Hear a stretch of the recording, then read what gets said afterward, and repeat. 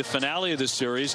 Then the Red Sox will head west to California. We toss it down to Jemai Webster. And Jemai, you spoke with a BC guy earlier today. Happens to be the manager of the Nationals. That's right. 33-year-old Blake Butera, who is in his first season with the Washington Nationals as manager. But he is a Boston guy, although a Louisiana native. Some of the most impactful years that he spent were in Boston, playing for BC for 4 seasons. And he was actually the last guy to wear number 3 after Pete Frates, the man who popularized the ALS Ice Bucket Challenge. He had a lot of memories here in the Northeast, a lot of memories here in Boston, but this, according to Butera, remains one of the most significant for him. Yeah, it was a huge honor. I mean, that's the only reason I wanted to wear it, and I wanted to wear it forever. But, yeah, obviously, Dylan Cruz is on our team. He wears number 3. I'm not going to steal one of our players' numbers. Yeah, just I think it was my senior year was when they asked me if I wanted to wear number 8 because they give, like, the captain number 8. That, to me, it was more of an honor to wear Pete's number 3 before they retired it, just because of the impact he made on me, with just like how good of a person he was, how he dealt with the terrible disease that he had without, like, he almost acted like he was fine and it wasn't a big deal. And, like, we're sitting here being like, it gives you a really cool perspective on life. You know, sometimes you lose a game or you go 0 for 4 at night and it's like things could be a lot worse. And when you have the mindset that Pete had, like, I feel like you're able to get through just about anything. Yeah, that Pete Frates legacy is still being felt today. The Washington Nationals doing a lot of good things thanks to Butera. Top 5 in every major offensive category, including tied for first with 452 runs scored this season. It's up to Connolly Early to keep them off the board tonight in Game 2. Obi and Will Middlebrooks on the mic after we come back. Red Sox baseball on NESN, brought to you by Nissan. Hurry in and bring home a winning deal at the Nissan Summer Sales Event. And by Sullivan Tire, official tire and auto service of the Red Sox. That's a framed replica of the Declaration of Independence, gifted to the Sox by David Rubenstein, co-founder of the Carlyle Group and principal owner of the Baltimore Orioles, on public display in the Volvo Royal Rooters Club at Fenway until Friday, July 4th. Part of the nation's 250th anniversary celebration. And some of the men and women who protect this great country of ours on hand at the ballpark. It's very, very safe here at Fenway. Yeah, it does. Law enforcement all over the place. You had an opportunity to chat with Caleb Durbin, who's as hot as a firecracker these days, before tonight's game. I did. You know, down on the field before batting practice, we went down, had a good talk. We talked about, you know, the grind of what he went through the first couple months. I played in Milwaukee also, and they have a really good fan base, but totally different than here. And just talked about the comparison of the two and how the fan base drives him here, and got into the nitty-gritty of his approach at the plate, which I thought was really cool, because you're seeing him use the whole field way more than just up there trying to pull everything in the air. It's turned him into back to that complete hitter that we thought he was when he got here, and we're getting to see that on a nightly basis. And then obviously into the Gold Glove defense he's been playing. He talked me through his thought process over there, some of the plays he's made, you know, down the line, glove side, all that. It was just a good ball talk sesh. Just a good kid. Good to hear him get into it. He has been cooking with the bat. 350 his last 17 games. Connolly Early on the bump tonight. And here's a look at the Nationals lineup presented by Xfinity. James Wood leading off, and did that very well last night as he blasted a home run. He's hit 21. And he's driven in 50. One of the top young stars in baseball today. Here's a Red Sox starting pitcher presented by BuyAToyota.com. Connolly Early, 7-5, 3.59 ERA. Coming off a really good start against the New York Yankees. 6 innings pitched, just 2 earned runs and 9 strikeouts. I'm going to take a look at his stuff. 4-seam, 2-seam, changeup. He's got it all. Something I want you to pay attention to early, the 4-seamer, if he has that command into righties. And watch that sweeper. He's using it more as of late. It was really good against the Yankees. Let's take a look at the Red Sox defense presented by CarShield. Caleb Durbin at third base, Sung-Chae Chang at short, Anthony Siegler at second, Wilson Contreras at first. In the outfield, left to right, Jarren Duran, Cedon Rafaela, Wilyer Abreu, and Carlos Narvaez for the second night in a row behind the dish. Umpires for tonight's game presented by M&T Bank. Look who's behind home plate. That is Nick Lentz. A fan just shouted out, "Don't tap your helmet," when he came out. I kind of hope Wilson gets one to challenge in his first at bat and just get it out of the way, because I guarantee they'll have a chuckle. Right. Maybe not Wilson, but some other people will. We're available. The telecast can be heard in Spanish by selecting the SAP button on your TV remote. SAP brought to you by Toyota Certified Used Vehicles. Weather's on the funky side. It's sticky. Or as the Rem Dog used to say, humugity. 76 chance of showers. We've already had a passing shower. Tarp was on the field for a bit. Let's hope that's the end of that. Yeah, I might see some sprinkles here and there, but I think the heavy stuff's gone. We hope. Red Sox trying to win 6 in a row under a manager not named Alex Cora for the first time since September of 17, when the Sox were managed by John Farrell. And starting pitching is just flat getting it done. Connolly early 7.5, 3.59 ERA. He's won his last 2 starts. Very similar outings. 6 innings each. 1 run, 2 runs, 7 Ks, 9 Ks. And both of those against first place teams. Seattle and the Yankees. So I heard a stat. I need confirmation. So last year, June 30th, Red Sox had an 18% chance of making the postseason. This year, June 30th, 19%. Is that true? It came from a pretty good source, but that's just how bad the American League's been this year. Yeah. Well, Red Sox trying to keep on streaking, and Wood gets in. And the young left-hander's first pitch on the way. Goes after it, fouls it away for strike 1 as we get started tonight. Chaparro on deck and then Meade. Red Sox catching a break in that Luis Garcia Jr., who was just named the National League Player of the Week for Washington. 6 home runs in 7 games. He is resting tonight. Yeah, they held him to just a single yesterday. They pitched him well, but that, I mean, this group of starting pitchers, that what they've done now into their 3rd time through the rotation has been nothing short of amazing.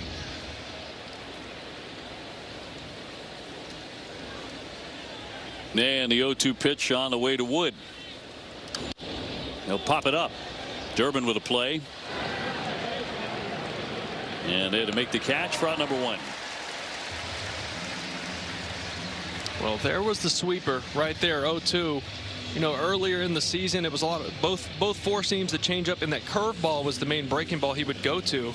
He's got a slider and a sweeper, so 3 different breaking balls. But that sweeper he's used a lot the last couple outings, especially against New York. We threw it 13 times, and it was really successful for him. Chaparro at first tonight, 163 without a home run, and he will take a strike.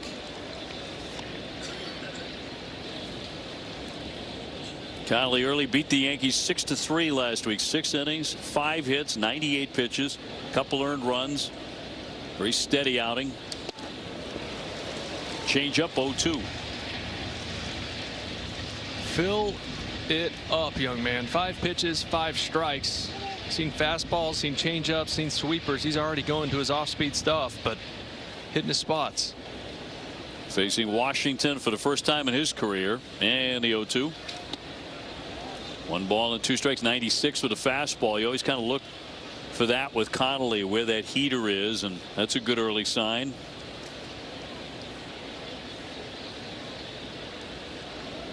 One man away and a 1-2. Tampa Bay with a 1.5 game lead over the Yankees. Red Sox knocked the Yankees off their pins. How about Junior Caminero last week? It's what, 7 homers in the week? Oh, what a talent for Tampa Bay. Swing and a miss. Put him away with a sweeper. You were just talking about that. And 2 down. Yeah, I feel like that's the breaking ball he has the most feel for right now. And it not only is good to lefties down and away, but it plays off of that 4-seam fastball. You see that left to right break. I mean, that starts off the plate away, ends up by the back foot.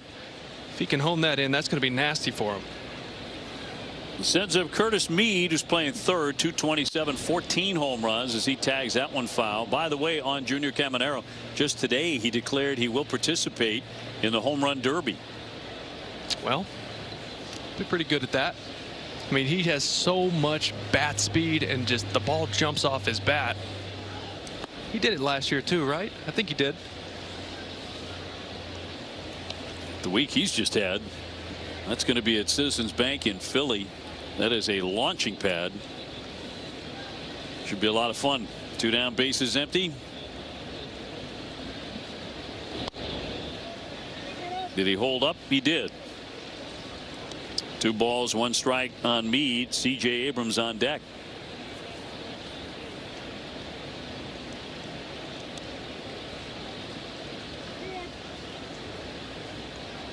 After this series, the Red Sox will head west to take on the Angels in Anaheim, and then the White Sox in Chicago, and finish up against the bumbling Mets,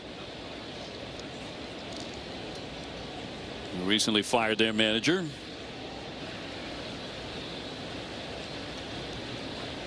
And the 3-1 pitch now from the lefty. He will miss for ball 4. So Meade is on, and Abrams will bat in the first inning. He's hit 17 home runs. Red Sox will open up the second half at home. In fact, with a doubleheader, first day back against Tampa Bay. That's right, the makeup game. It's a long homestand. Tampa Bay, Baltimore, and Toronto, all at Fenway right after the break. So 2 down for Abrams. And a strike. Hitting .275. We mentioned the 17 home runs. This is a team with some serious stock, really.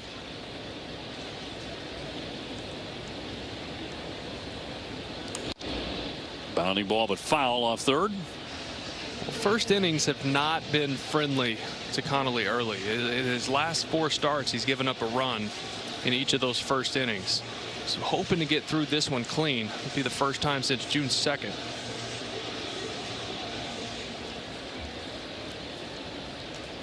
Two strikes on the Washington shortstop, and with 2 down, a runner at first. Here comes the 0-2.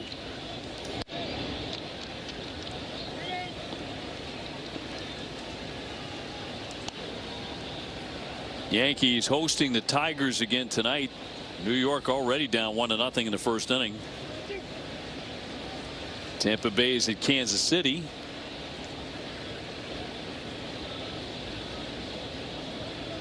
Meade with a lead off first base, and a 1-2 pitch to Abrams. Runner is going to be picked. Contreras down to second and throws it right into the runner. He was way inside the baseline. Got to get another look at that. Now, if he had already, he's going to come out and talk to him. I got to see a replay of where he was. Vic Carapazza to have a chat with the Red Sox interim manager here. Now, Wilson caught the ball obviously inside the baseline. You'll see him step even further in. Now watch the base runner. And this is what you see him go way over in the grass. Now they teach you to run on the inside when you get picked off like that. But that is, I mean, he is going way out of his lane. Way out of his lane. Well onto the grass.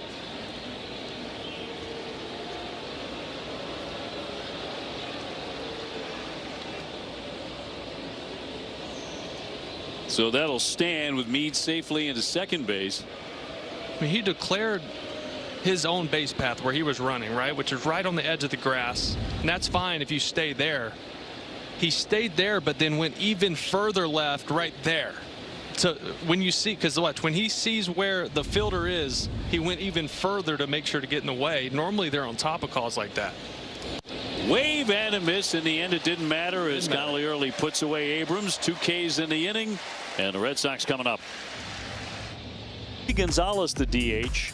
Durbin at third. Narvaez catching, and Chang into the shortstop position and batting ninth against the right-hander Kay Cavalli. He's 4-4. ERA right at 4, making his first career start against the Red Sox. And a bounded foul here by Siegler for strike 1. Let's take a look at the national starting pitcher presented by WB Mason. Kay Cavalli, 4-4, 4 ERA. He's allowed 4 runs or less in 12 of his last 13. He's been throwing it well. This is his arsenal right there. Loves his curveball. Gets a lot of swing and miss. Most of his strikeouts are on that pitch. Throws hard. That one 98.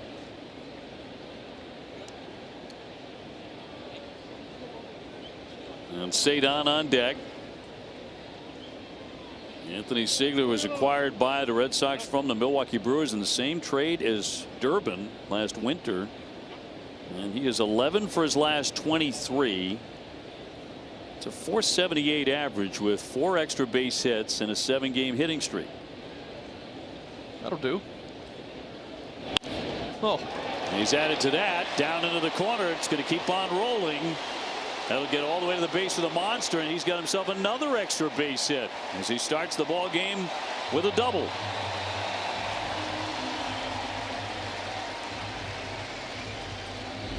starting to just think maybe just this guy can just flat out rake. This is an 0-2 breaking ball. See that little pause, wait on it, let it get there, let it get deep. Nobody at third base with the little shift they had on, and just shoots it right down the line. Good piece of hitting. So an 8-game streak for him. Cedon will check in at 283 with the 7 home runs. Red Sox with an early scoring opportunity. Certainly took advantage in the first inning last night, getting 4. He's going to bunt it foul for strike 1. I like the thought, right? Play the game. It's important to score early for this Red Sox team. They've done it a lot here as of late, but ooh, that was a 4-seamer right down the middle. He probably has the bat out there thinking, man, I wish I was taking a hack at this one. Abreu on deck. And Cavalli with the 0-1 will not be made. A throw back into second and not in time. Cavalli was actually Washington's opening day starter against the Cubs. Washington won that game and then lost Cavalli's next 5 starts. I was talking to some guys with their organization, and they love this guy. Absolutely love his stuff. You see, you said 98. There it was. He's going to challenge you. He throws the 4-seam over the plate. The 4-seam and the 2-seam have seen some hard contact, some pretty high batted average against those pitches, but he gets himself out of trouble with his breaking stuff. Cavalli missed all of 2023 and 24 after Tommy John surgery. Just tapped that one foul. Certainly hope you can join us tomorrow afternoon for the matinee at 1:35. Peyton Tolley. Andrew Alvarez, a lefty, will oppose, and the Sox are on a charter for the long flight west. Didn't we just get off? Yeah, we did. Flight? Let's hope this one goes a little better. Better be. Swinging a chopper to the right side. Nunez will glove it. Make the play at first. That'll advance the runner. runner. Just good baseball, right? Let it get deep. That was inside on him, and he said, you know what, I'm just going to fight this off, give myself up, and get the runner over. That's great. So Abreu trying to pick up an early RBI, 268 with 10 home runs. A decent night at the plate last night. Hit a single and scored in the first inning, and a sac fly in the second inning. Infield leaning in for Washington. No score first inning.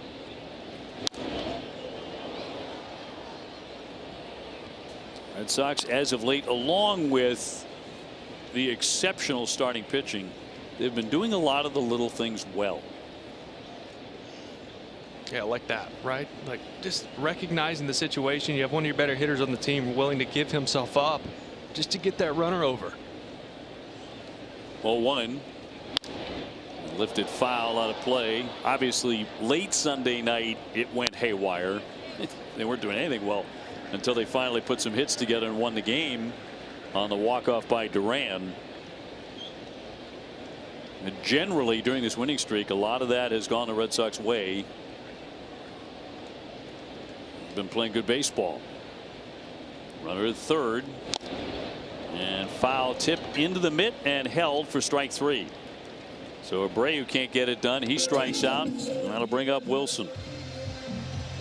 And quick conversation there, not only with Ruiz, but with the umpire, Nick Lentz. Yeah, just a little. Wilson's been around a while. He's just hit 10 years of service. He understands respect goes a long ways. Things happen in the heat of the battle, whether you agree with it or not. And he just basically came up there and said, hey, how you doing? We good? All right, cool. Let's go.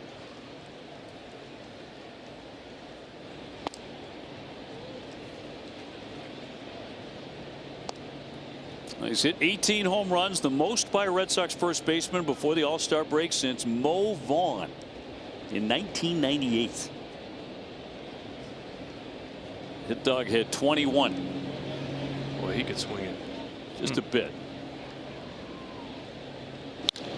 Round ball, and that'll get to the third baseman. He'll knock it down. He'll throw, and won't get him, and the run is in. So Meade can't handle it, and the Red Sox take a 1-0 lead. Well, it matters. When the Red Sox score first, they're 25-13. Doesn't matter how you do it. If it's ugly or not, you'll take it. I mean, routine ground ball to Meade, just doesn't glove it. Almost as simple as he took his eyes off the ball, started to move his body towards first base, and just clanked it. He'll take it.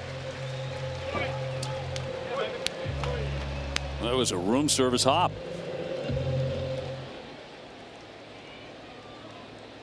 And that brings up Jarren Duran, 197 with a dozen home runs.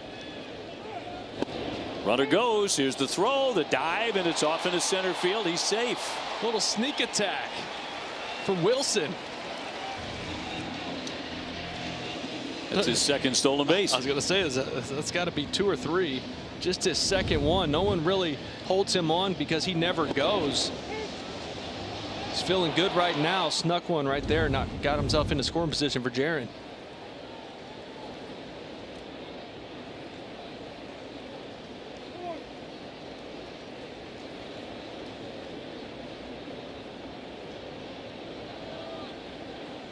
And the 0-1 pitch to Duran. 0-2. Romy Gonzalez hoping for an opportunity to hit in the inning. He's on deck. Romy's the DH tonight.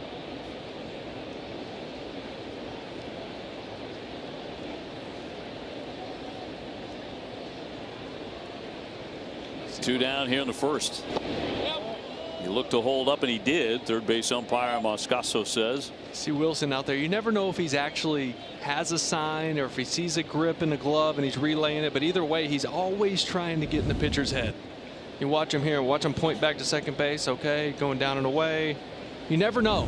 But it just puts a thought in the pitcher's mind that maybe he has something and just makes him think about something other than executing the pitch. 1-2. And a high pop down the line. Long run for Lyle. Still coming. And able to get there in fair territory and make the catch. Although it nearly fell in. Red Sox do get 1-0 after 1.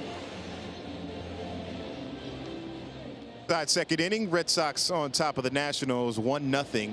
And the Sox have a couple more to go before they reach that 1988 mark, that record mark of quality starts from their starters. They're now up to a dozen, and I was having a conversation with pitching coach Andrew Bailey about the guys and their ability to accomplish this. He says, first off, we have a talented group, and they're in a spot where they want to pass the baton and outdo the guy in front of you. Some good internal competitiveness, but the catchers, he says, have been doing a phenomenal job sticking to our guys' strength. Talking about Connor Wong and Carlos Narvaez, who's behind the plate tonight. He said they know these guys very well, and with that duo now handling the lion's share of the duties behind the plate, providing some more consistency, but really nothing has changed. Their preparation and work has continued and makes the pitching coach's job a lot easier. Yeah, it's gone back to those two guys. As far as the regular rotation, figured it might in there for a strike. 3-1 on Cruz. Well, Narvi does a really good job of managing the run game, right? He can throw. He's got a really good relationship with these pitchers. Connor's been here a while also. Into right field. I'll drop down for a base hit. And the first one tonight for Washington out of the 5-man Dylan Cruz. We'll bring up Jacob Young. So it's right about this time, just a little later into the season, a handful of games last year when the Red Sox started what would be their longest stretch of wins all year, 10 in a row. That winning streak started on the 4th of July. The Red Sox, when it began, were 2 games under 500. Yeah. Then ripped off 10 straight. And that's how the 2025 Red Sox got into postseason play. Yeah, it was that stretch, right? For the most part in seasons, you play 500 baseball most of the time, and you have a couple hot stretches, right? And that's what puts you above 500 to go and have a good year. Obviously, that hadn't been the case this year. So it's going to take a little more of a hot stretch than just your normal, win 6 or 7 in a row. You got to do that a couple times. Right now, who knows what it means, right? This 5-game winning streak, but TBD. You beat the Yankees 4 straight. You start off very well in this series. Got a 1-0 lead tonight. But you just got to stack wins and keep winning series, and then this is a great start to what that needs to be. Cruz the base runner, and the 0-2 pitch from early to Jacob Young.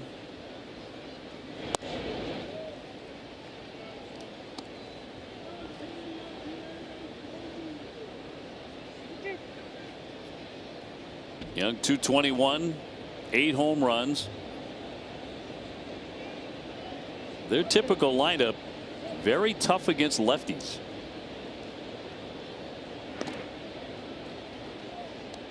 Face another one tomorrow afternoon. Peyton Tolley on the hill.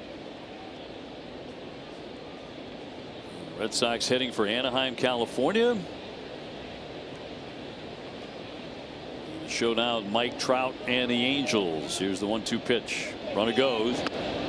Here's the throw, the tag, and he's safe. Got in there. Vic Carapazza said he did. At first look, I thought the throw took the glove right on top of him. Guess not. And Cruz in the scoring position with the theft. I'm trying to see this. I mean, the throw is right on the money. He just slid to that center field side of the bag. Here's a good look to see when the glove gets on him. That's close, but I was just late. 2-2 to Young. Did he offer? Yeah, he did. That's strike 3. Third strikeout for Early. And all 3 strikeouts on the sweeper. This is his new put out pitch of choice. See that break where it starts and where it ends up. Not even close.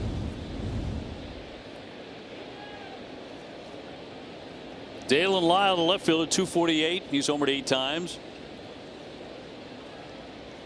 Got a man at second, 1 gone. Red Sox ahead 1-0.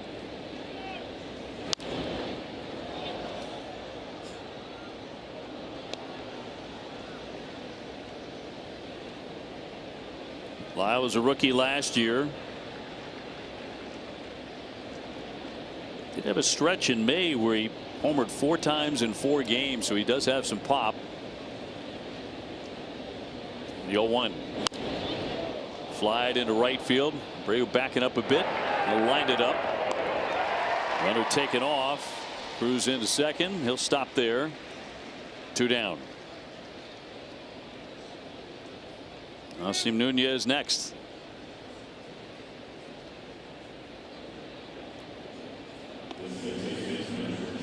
Nunez at 234 without a home run.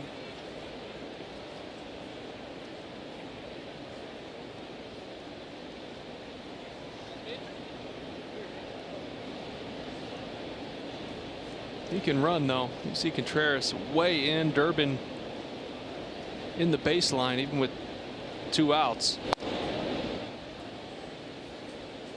32 stolen bases for him. He's only been caught 3 times. Led him last year with 36.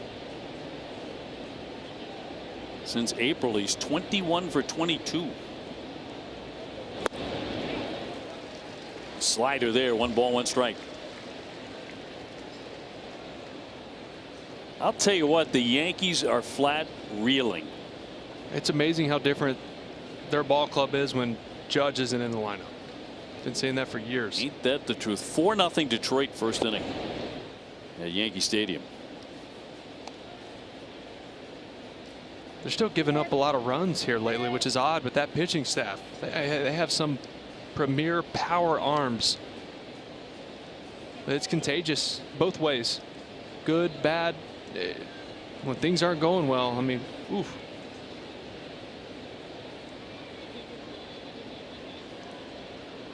Runner at third, 2-1, and poke foul by Nunez. Ruiz on deck, the catcher.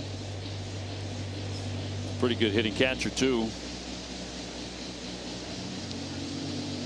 Got a lot of good young players who are still learning how to play Major League Baseball. They're having a lot of success here in the first half, all things considered. Yep, right at 500, 43 and 43.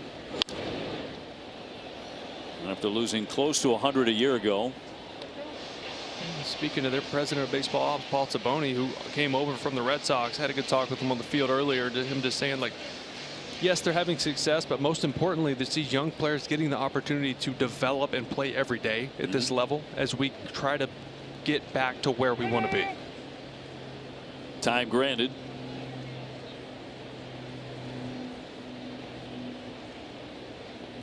A lot of changes inside their organization last year. Firing their general manager and manager. So in a rebuild. 2-2. And a full count. You got a president of baseball ops that's 36. You have a manager that's 33. Got to think they can relate to these young players a little more than if like a Bruce Bochy walked through the doors. Even though I think he could help any club. Pretty sure that's true. Here's the 3-2. Hammered foul. Security guard wore that right off the shin, I think. Wore it like a champ. Didn't even flinch.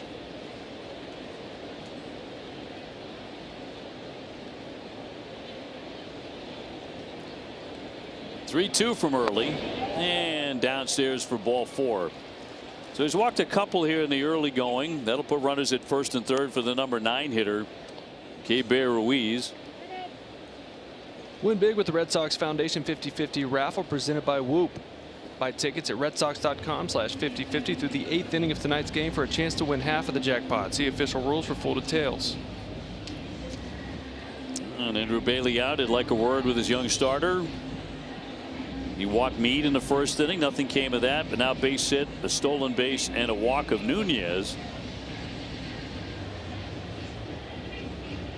Ruiz, the catcher from Venezuela, switch hitter, and has some power. And Nick Lentz out to break this up.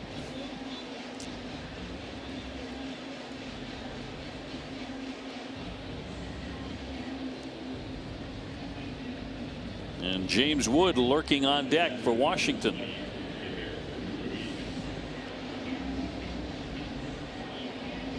Ruiz 278 with 6 home runs. He has Cruz and Nunez aboard on the corners. 37 pitches, 21 strikes so far for early. And the first one to Ruiz will be hammered right to third. Durbin will collect it, and on the money at first to get out of the inning. That ball hit sharply, but Durbin's been so good over there. 1-0 Boston.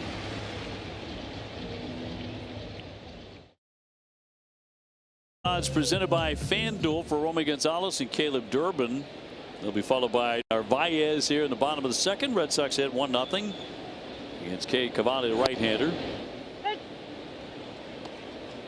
Well, still trying to get Romy in there, find some timing, find some rhythm. Just 6 rehab games. He had 3 at Portland. He had 3 at the Woo Sox. Only 18 at bats. So get him a knock, get him feeling better.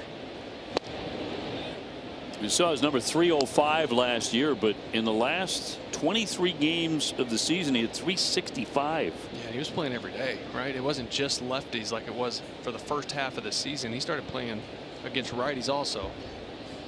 It was with like an 840 OPS. 0-2.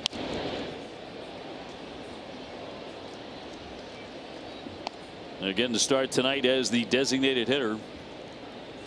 I mean, don't be alarmed. I mean, it's going to take him time to settle in and find some timing at the plate, but he still has lightning fast hands. I love, even on watching his swings, that he'll one-hand finish because he got that left shoulder fixed. And always worry about that on the follow-through.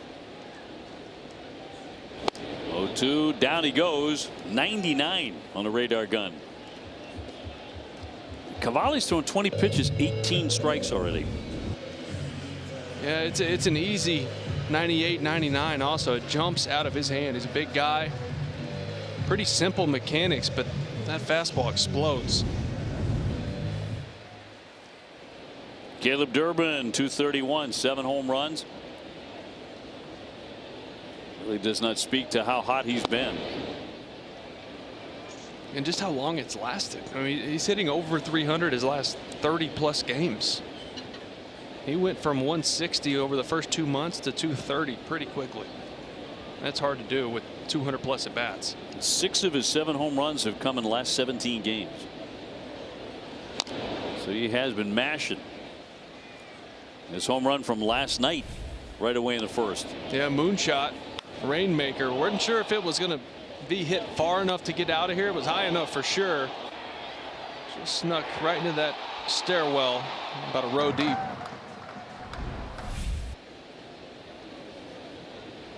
And a 1-1. Both he and Contreras homering in the first inning. Of course, Wilson very emotional. Broke down when he got inside the dugout. He was crying over everything that has happened in his homeland in Venezuela. And actually apologized to both the Nationals and the pitcher Michaelis, who happens to be a good friend of his. They played together in St. Louis. Swing and a miss for strike 3 at 100 miles an hour. Back-to-back Ks. The Red Sox, by the way, supporting those affected by the devastating earthquakes in Venezuela. And through tomorrow, Red Sox players and families and staff will collect donations at the gates before and during the game. 100% of the proceeds directed toward disaster relief efforts for those affected by the earthquakes. Fans can also contribute online at redsoxfoundation.org/relief. Narvaez checks in there for a strike.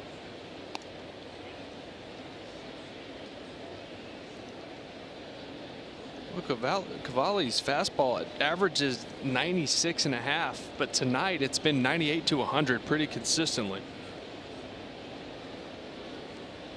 He deals an 0-1.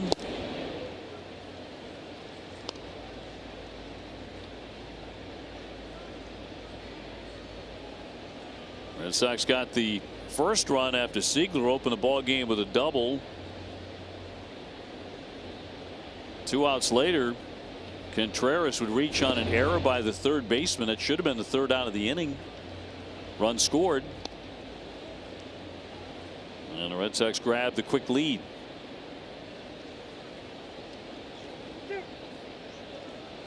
One and two on Narvaez. 197 for Carlos with 2 home runs. Red Sox with 5 players on the roster from Venezuela.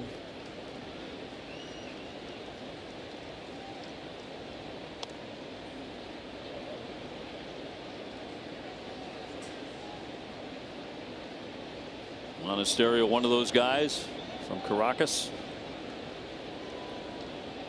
2-2, 2 out.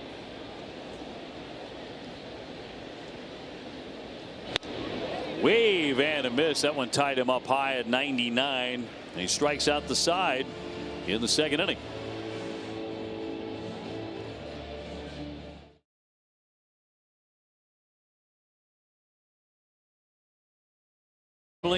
Easy can be a problem. Learn more at maproblemgamblinghelpline.org. Well, Miller Brooks, Dave O'Brien, Jemiah Webster with you from Fenway. Red Sox ahead 1-0 over Washington. They're going to go to the top of the order. It'll be Wood to lead things off. James Wood 0 for 1. He's popped out foul to third. 21 homers, 50 runs batted in.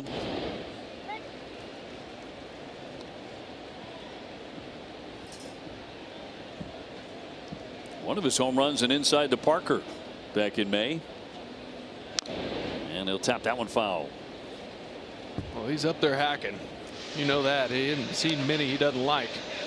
But when he runs into it, my goodness.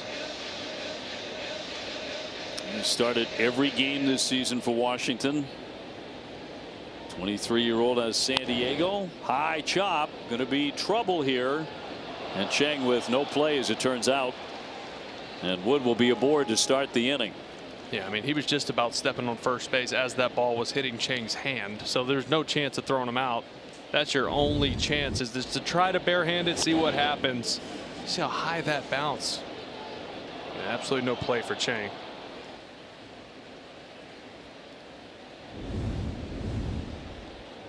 Never saw anybody better at a bare hand play than Omar Vizquel. Oh, it was artwork with him.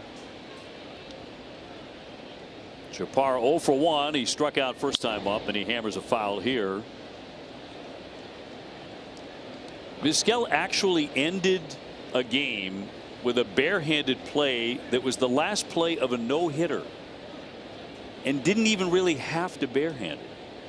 how was that pitcher feeling? I'm telling you, well, because it was him, probably not too bad, but that's what you call confidence. I took ground balls with, long time ago. I was in the minor league still, and he said something to me that helped me throughout my career when it came to footwork in the infield. Because if you watch most people take infield, they leave lines where they kind of drag their feet and move slowly to balls. He said there should never be lines, ever. Broken back, ground ball at Chang in a second. That's one on a first. Double play. That'll do. And that was basically him just saying, pick up your feet. You're going to move a lot faster than just kind of shuffling and moving to the side like that. Pick up your feet and actually move a lot quicker. As we speak of Omar Vizquel, of course, nice little 6-4-3. That was a big one. Kind of only needed that. So the base is clean for Curtis Mead, who walked in the first inning. Red Sox ahead 1-0.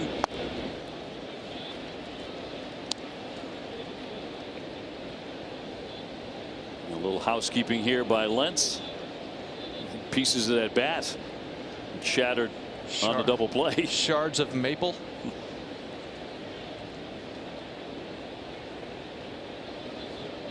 Oh, 1 and dropped in for a strike. 95. Mead hails from Australia. Good pop in the bat. 14 home runs. 1-2. Remember that spring training he had with the Rays a couple years ago? He hit like 600, something outrageous. Just couldn't get out. Ended up making that team and did well out of the gates, but then just stopped hitting. Sweeper in the dirt. 2-2. Abrams would hit next given the opportunity. Early would rather face him next inning.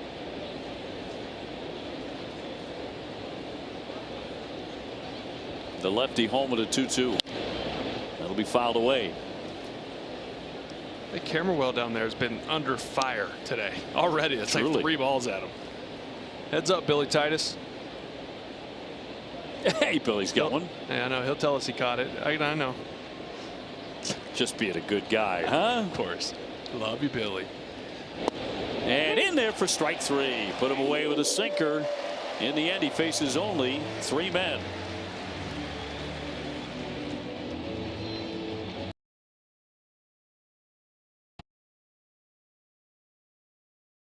Sung-Chae Chang to lead things off. The shortstop to begin the last half of the third inning. Red Sox leading Washington 1-0. Red Sox struck out 3 straight last inning, and they fanned 4 times against Cavalli. Yeah, he's bringing it tonight. 5 pitches at 99 or higher tonight. Coming into tonight's game, he'd only thrown 7 all season, so he's finding a little something extra here at Fenway. And the 0-1 makes it 0-2. Siegler on deck, and then Cedar Rafaela. It sounds like he's Italian, right? It's Italian night. Italian Heritage Night without Lou Merloni. Oh, sweet Lou. He's missing a lot right now. I know it's paining him. 1-2 the count. Sweet Lou will be back in LA. So we'll see him tomorrow. He'll jump on the flight with us. Been with his son Mace, who's been competing in a baseball tournament down south. And a 1-2 coming outside. Although OB, I've only done 15 games in the booth this year, but I am 12-3. Not that I'm keeping track. I think the number sort of speaks for itself, right? Hey, we love Lou. Yeah. Lou is the man, but at what cost? At what cost? You said that. Just remember that. Rounded right to the third baseman Mead in a perfect spot. So 1 down. Nah, losing, man. We can't wait to see him back. I can't believe he's missing tonight of all nights. But oh, you know it pains him. He was down in Georgia with the family. Mace had some games going on down there, some showcases. That's got to be fun. Kid starts getting that age where he's playing important games in high school and starting to get some looks from schools. Yep. If he's got hands like Loomer, he'll be just fine. Mason just got his driver's license. That's scary. Frightening. This is the most frightening day of my life. All 3 of my kids got their licenses. They're all good drivers. Mom taught them. Seager with a double and a run. Get the Red Sox in front in the first inning. Up to 378.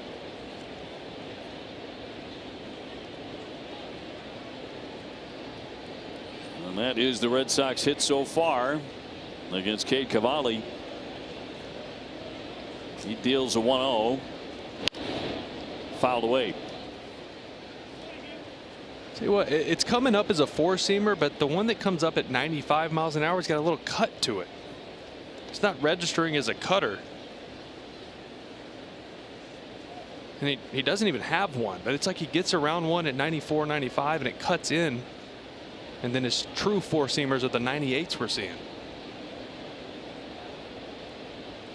The 1-1. That's a strike at 89. A little change. 37 pitches, 29 strikes. He's filling it up. Does it seem like to you the hitters are a little reluctant to tap their helmet? Do you blame them? Dick Lentz behind the plate. Like anything close, it's like, yeah, okay, you got it. Yes, sir. Well done back there. And foul tipped into the mitt for strike 3. So 2 down. 5 strikeouts for the righty. And another 99 on the board. Cedar Rafaela, a single in the first and second innings last night. It was his 20th multi-hit game. Tied for second most on the team. 0 for 1 tonight. He's grounded out to second. Yeah, you see that one? 93. That's not a four-seamer. That is got some cut to it. Let's look at this again. Yeah, you see that cutting? That's a cutter. Come on, track man. 0-1. Missed with that. Fastball 99. Sticky night. Umugany. Yes. This guy's throwing a lot of strikes. 31 strikes out of 40 pitches. And a 1-1 to Cedar. He was not close on that one. 1-2. Abreu next.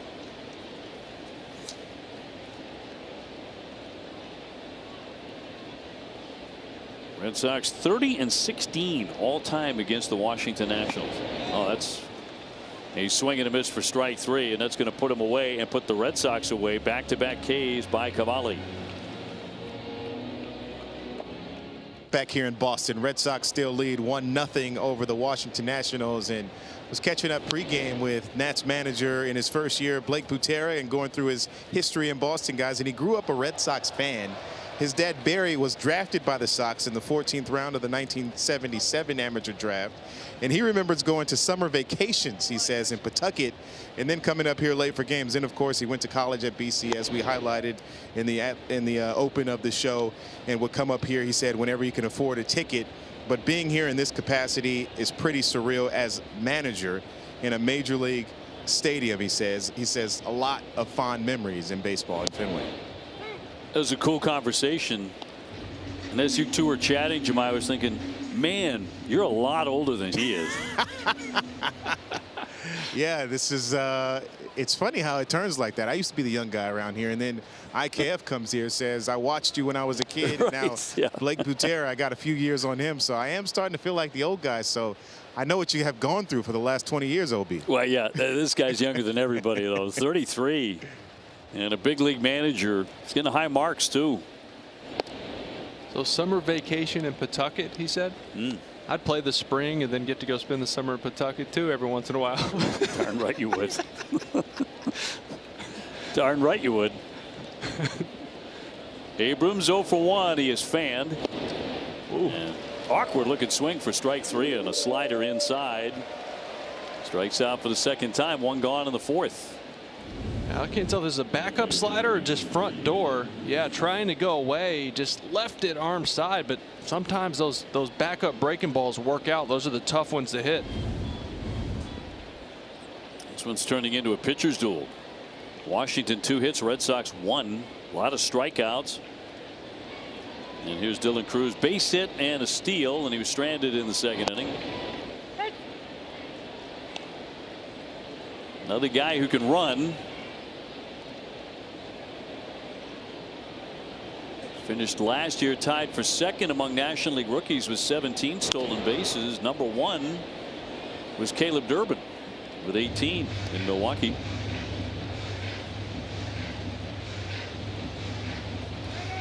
Cruz was on that national championship team at LSU, right? Yes. Yeah, that's right. Yeah. Yep. I remember when he came out and he was a big draft prospect. I think he was number 2 overall pick. Good player. Boy, great baseball school, obviously LSU. Yeah. Great sports school, period. 0-2, hammered up the middle. Nice play by Chang. He's going to fire, and it's going to get by right up against the railing. Would have been a sensational play. Well, you hear about Chang's range and the balls he can get to. I didn't think there was any chance he was getting to this ball. And he somehow gets to it, pops up quick. Watch this range. He's playing straight up. That ball's hit hard. Couple steps in a dive, pops up. Just about gets him. I mean, this would have been close. Heck of an effort.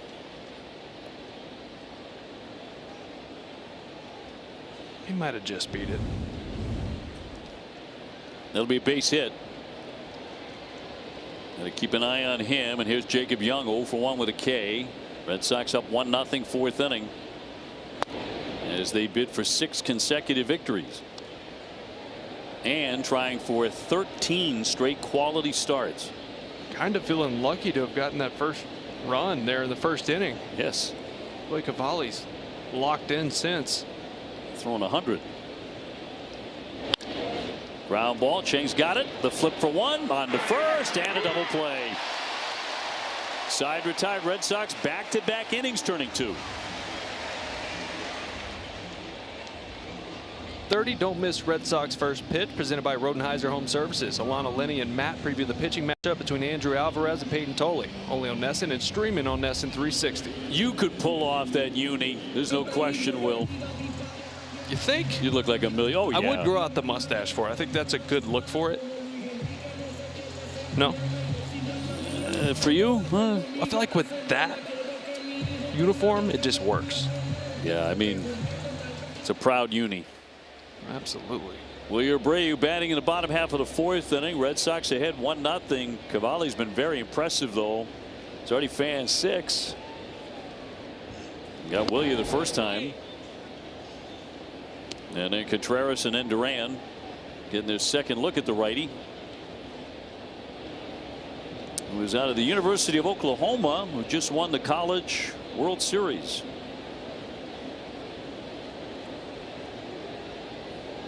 One nothing. 98. He's living up there.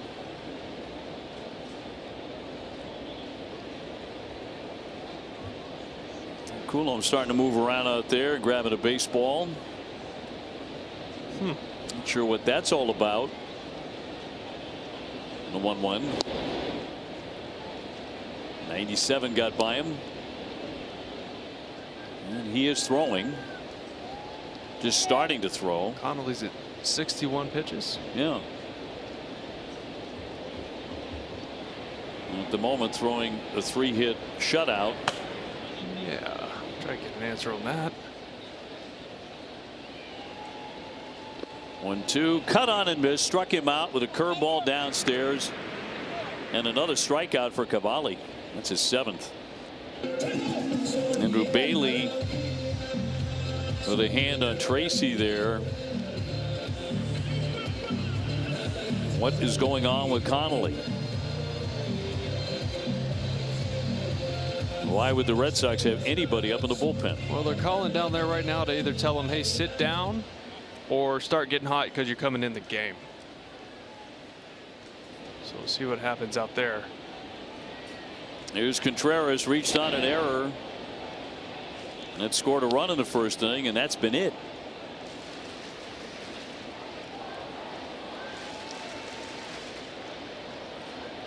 Well, he's starting to look at scouting reports. So looking like he's coming in. Here comes the 1-0 downstairs on Contreras.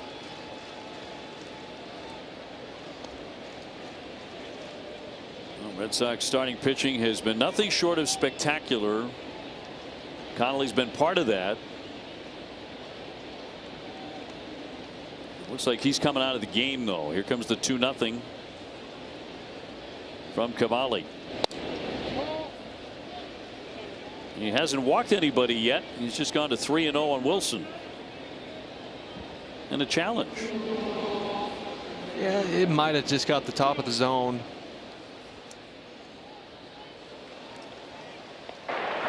Call is overturned. Count is 2-1. ABS powered by T-Mobile.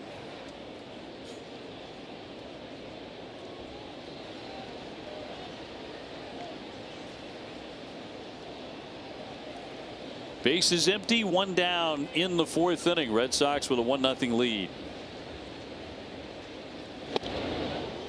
99 past him on a big cut.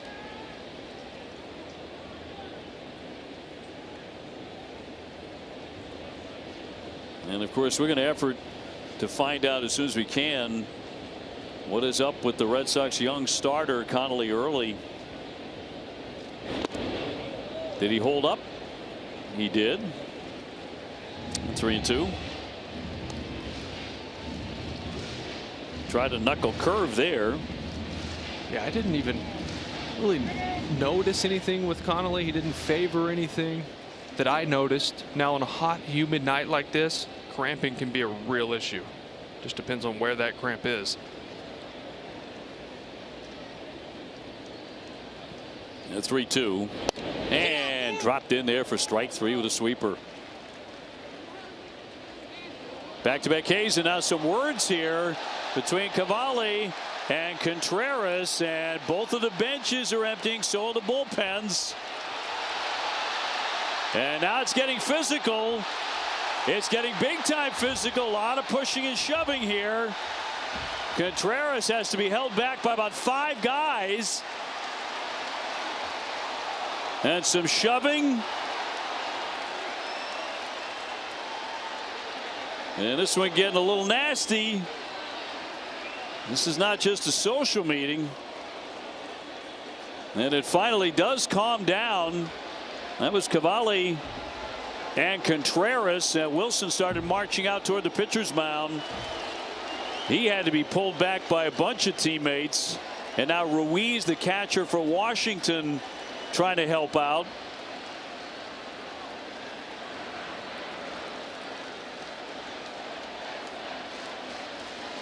It was a lot more civilized in the Yankee series than this. Yeah, it was. Cavalli clearly said something when he punched him out to get Wilson to walk out there. Then something else was said. Chaparro, it seemed like the one he was going after next. You're going to get a look at it in a minute. That he threw his helmet at somebody. Contreras did. He's trying to get through there. He couldn't get through. He jumped up and threw his helmet at someone. He just snapped. He's still eyeing somebody.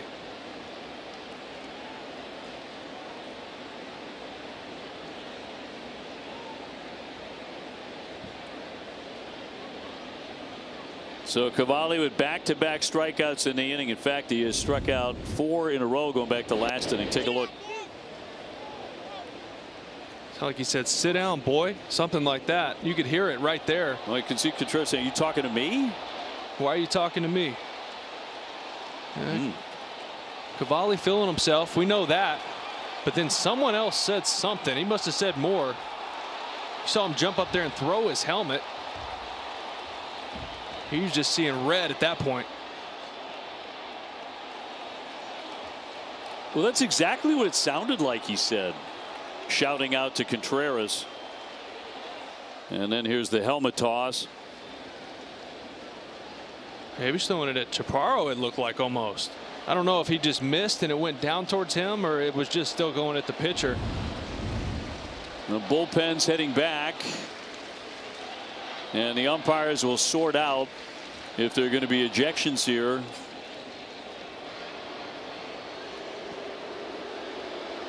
And Cavalli, based on what we heard, they're mouthing off big time. Yeah, but teams are going to start realizing, hey, like if I can say something to him and get him out of the game. Yeah, he said it and stared at him. Kind of caught Contreras off guard after getting frozen by the breaking ball. And he's just saying, like, why are you yelling at me? What's going on? And then I don't know what else was said right here. Because that's when he snapped.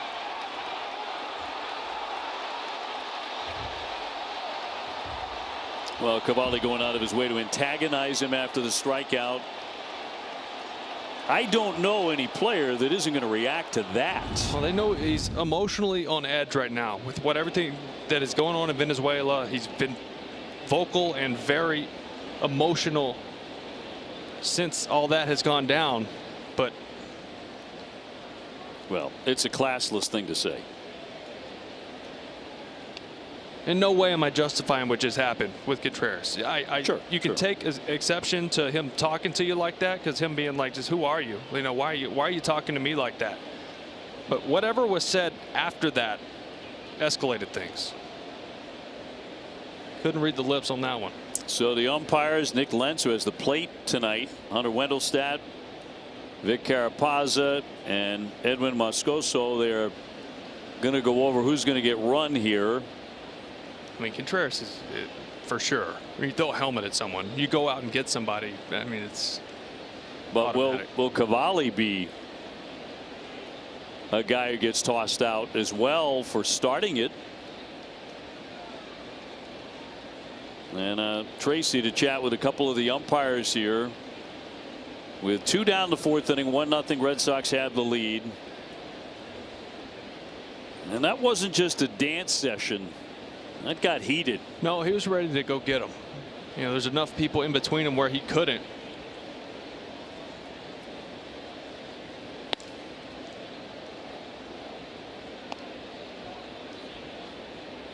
And Wilson Contreras in the middle of it.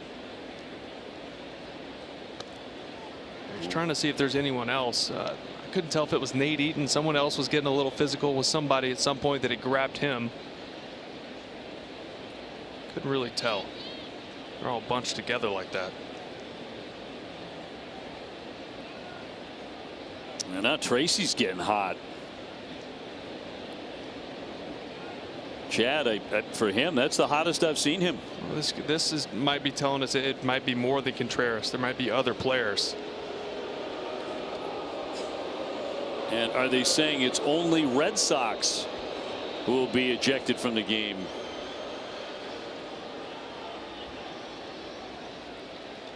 So the umpires continue to sort it out. And then Lentz and Moscoso looked like they were about to head over to the Washington bench. But they're not doing that. They're not talking with Butera.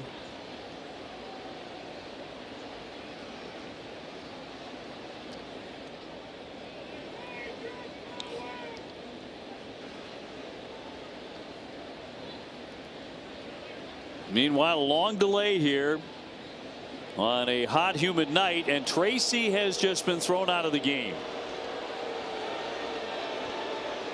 So we know that for sure. The Red Sox manager's done for the night. It certainly looks like there's going to be more. Well, you felt like after 2 nights in a row, Trace was going to have his players back regardless. Right, you're kind of waiting on it, how everything went down last night. You thought maybe he'd get run last night, standing up for how Contreras got run last night. Yeah. So anything at all happened tonight, and who knows how many guys they're going to throw out from the Red Sox here. You're thinking hopefully just Contreras. But at this point, he's just having his players' backs. Throwing the helmet, you figure absolutely okay, but That's got to happen, but who else?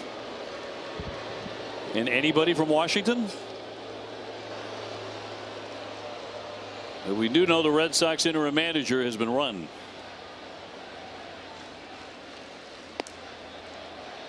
And now they're heading over to talk with Butera. Meanwhile, the other story is Connolly Early, and why Connolly Early is apparently about to be removed from the game. Yeah. Despite throwing a 3-hit shutout against the Nationals to this point.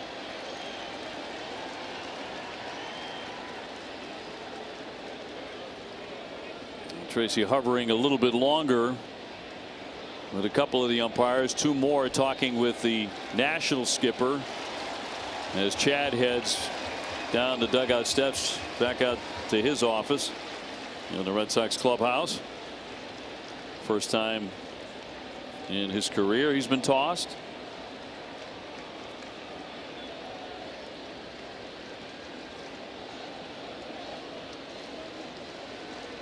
See if they get on the mic and give us a little bit of clarification here. Certainly hope so.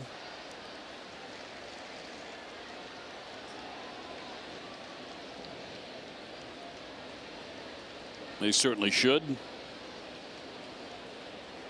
2 down in the inning. Cavalli staying on the mound. And Mike being activated here.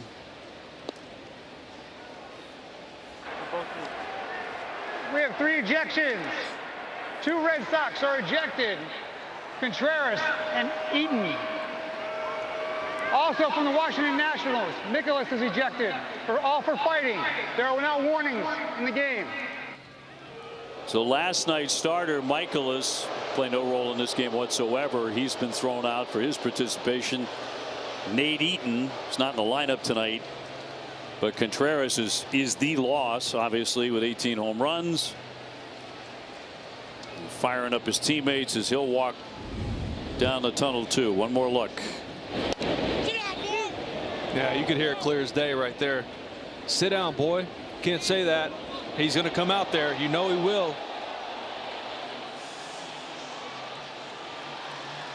So you get tossed out for tapping your helmet on a check swing, but you don't get tossed out for saying that?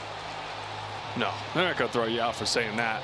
They're just getting fired up. He didn't say any, expletives or anything like that.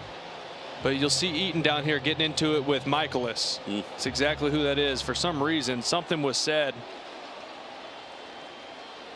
Not a whole lot went into a little pushing and shoving, but that was enough to get tossed. So Cavalli really started it all. That was Contreras. Contreras' 11th ejection of his career. Obviously 2nd in 2 days. 10.5 minutes since that strikeout of Wilson Contreras. So finally back to playing. And Duran will pop that one up, foul ground. Meade ranging over and off into the seats. And meanwhile, still nothing on Connolly Early, who has not officially been taken out of the game yet, but he's about to be. Yeah, well, with how the starters have been going over the last couple weeks, the bullpen hasn't been overused, right? So they can handle this if this is the case for today. He comes in. That will end the quality start streak for the Red Sox. Nunez will gather that and get him. Well, an eventful inning. It winds up 1-2-3. Still 1-0 Red Sox as we go to the 5th. By Salem 5 Bank. More fireworks tonight here at Fenway Park.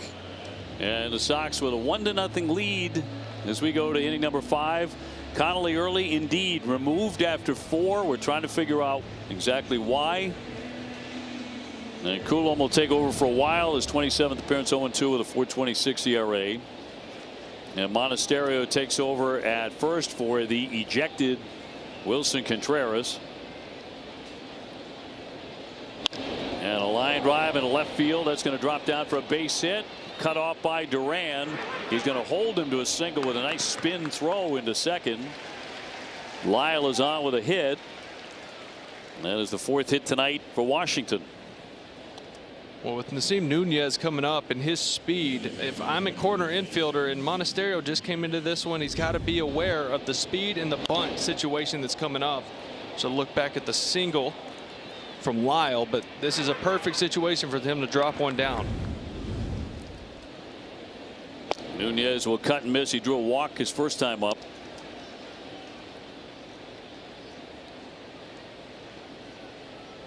Weissert also up in the Red Sox pen. Durbin doing a good job right now of taking it away, but watch that top hand. All right. Fly into right field to play for Abreu. And Lyle back to first. So Connolly Early's pitching line is presented by Ace Ticket. Ace Ticket with the best seats at the lowest prices. 4 innings, 3 hits, no runs, and had to be removed for an undisclosed reason that we're trying to figure out. Yeah, nothing stood out to me. You're kind of just hoping with this humidity he's just cramping and it's no injury. And a ball loose down the right field line.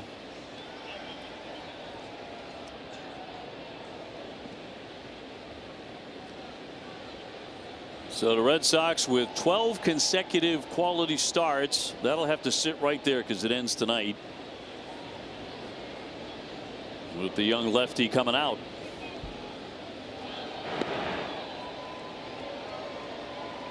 As he winds up going 4 innings. Got good speed up and down the lineup, Washington. Yeah, they do. A lot of guys that are threats. And Ruiz will take a ball. Red Sox have only 1 hit.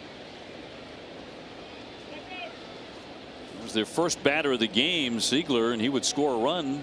That was a bit of a gift, though. He would eventually score an error by the third baseman on a pretty routine play.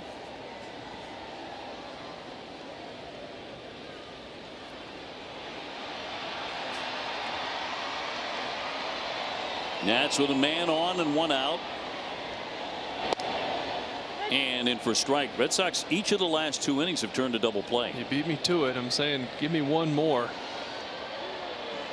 Really like Chang out there at short. Just sure-handed, good range, good arm. In a small sample size, he's looked good out there.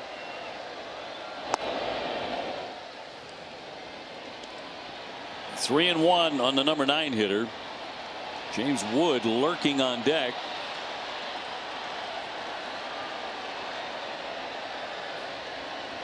And Lyle with the lead at first, not running. And that's going to be ball 4. So Coulomb coming out of the bullpen, a base hit and a walk, in immediate trouble. And now he has to square off against James Wood, who has a single tonight, 1 for 2. Yeah, I know you get left on left here, but Wood still 244 against lefties with 6 homers versus 265 against righties, but still a massive threat.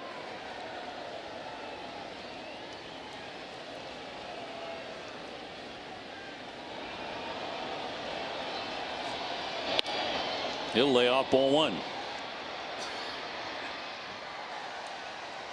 And a challenge. Pitcher throw the ball. Catcher is challenging. It is Narvaez challenging ball 1. It's close. Going to hold up. Call is confirmed. Boston has 1 challenge remaining.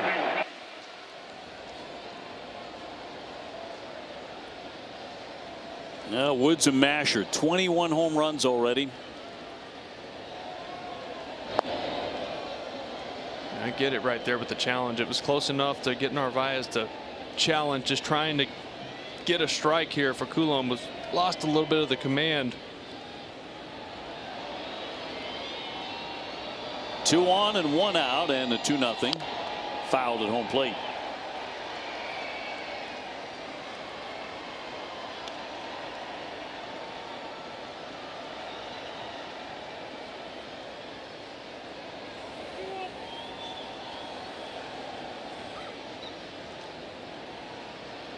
Lyle a base hit. He's the man at second. Ruiz with a walk. He's at first and a 2-1. And he misses again. So Coulombe has come out of the bullpen. He's throwing 12 pitches, only 5 in the zone.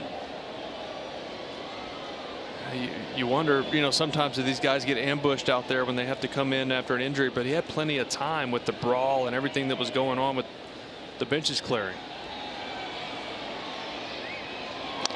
3-1, took a hack on a cutter. 3-2. 13 pitches, just 6 strikes from Coulombe so far. Chaparro on deck. And the left-hander with a 3-2 hammered, and that eats up Seigler. It's off into right field. Here comes the run. Lyle trying to score. The throw on the cutoff will be into third for the tag, and got him as the run comes in to score and tie up this ball game. Hot smash there, and Seigler could not make the play, and a run does come in. Just as this at bat went on, Wood started realizing he's got to throw me something over the plate. The last thing he wants to do is walk another one. Just a sinker over the middle of the plate, hit hard. Seigler just couldn't glove it. I'd like to see him try to get the body in front of it, keep it in front, keep that run from scoring. Kind of threw it out to the side, trying to make a nice play, and got into the outfield. Jose Flores, who is the acting manager, will go to the bullpen. It'll be Weissert. Will return to Fenway in just a moment.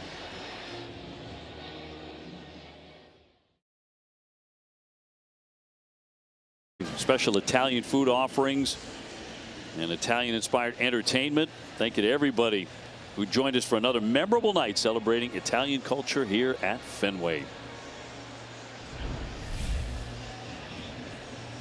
So Weissert is on, and Washington will counter with a big time home run threat in Luis Garcia Jr., who has hit 16. Yeah, 6 in his last 7 games. Had a runner at first, a run in. I was thinking that right out of the chute. A nice little backdoor sweeper to get strike 1. It's always a tough one. Garcia Jr. just named the National League Player of the Week. To this point, he had the night off. 0-2. Well, 2 good spots right there. Down and away with the sweeper, and then up and in with the fastball, the 2-seamer. You really can't get hurt up there. This is the point with Weissert. You get ahead, you can't miss over the plate. If you're going to miss, it's got to be off.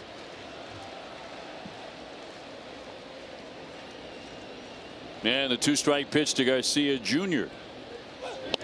Got him. Oh boy. On 3 pitches. He struck him out, but this one's even 1-1 in the middle of the 5th.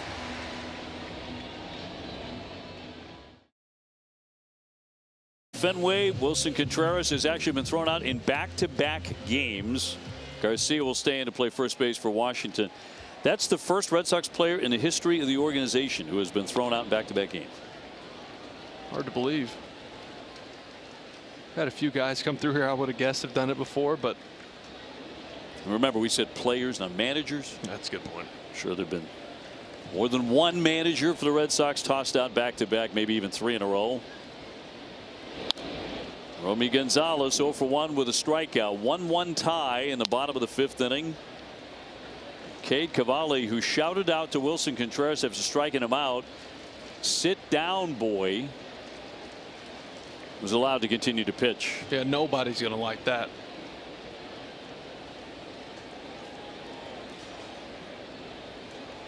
And the 1-1 dropped in there for a strike. You're just waiting for somebody to clip them.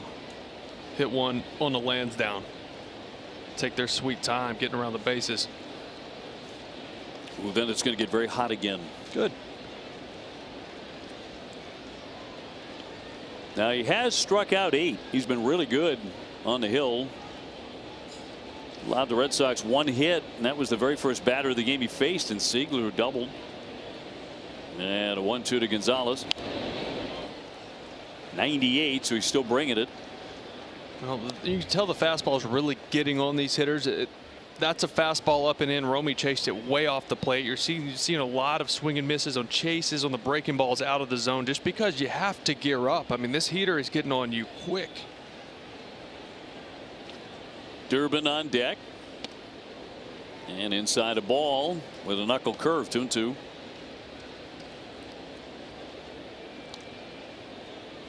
Red Sox tonight with a 5-game winning streak on the line. One of the streaks is already passed now. There will be no quality start tonight. So that record of 14 in a row, Red Sox record, is safe. A comebacker, Cavalli will glove it. And fire to get him, and one away. And he hears the boos.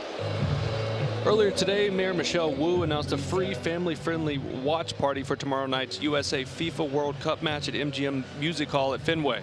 This event has a limited capacity and attendees must register in advance. For information, fans must visit boston.gov/watch parties. Caleb Durbin 0 for 1 with a strikeout. And then Narvaez to follow him. Detroit 9 and the Yankees 1 in the 6th inning. There's a high deep drive but foul. He jumped all over it, but way foul. Yep, heads up at the cask.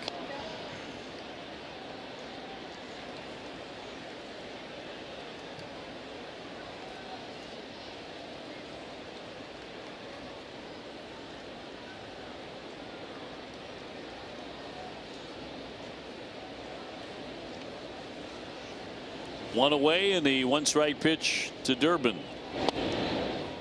And a sweeper in for strike, 0-2.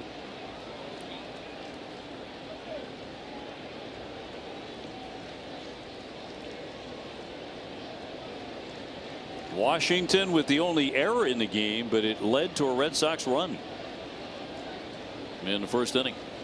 That'll be popped up right through the chute. Ruiz looking for room back toward the netting, but it's on top. 0-2. The last game of the homestand coming up tomorrow afternoon at 1:35 right here on NESN. Peyton Tolley against fellow lefty Andrew Alvarez. Red Sox are going to have Thursday off after a long flight to Southern California after tomorrow night's game. And the 0-2. He stays alive. Just got to somehow get this guy out of the game. I mean, he's locked in, right? He's having a good night. He's throwing the ball harder than he's ever thrown it in his career. He's striking out more guys than he struck out. You get into that bullpen, you can do some damage. 27th ranked bullpen in all of baseball. They have an ERA over 5. Somehow grind it out against him, get him out of the game. 0-2. Again, spoiled it. It came in at 98.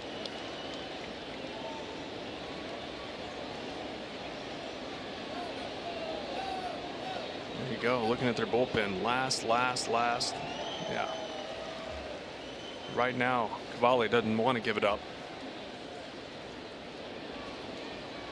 Going after Durbin again. He was able to hold up. Another breaking ball.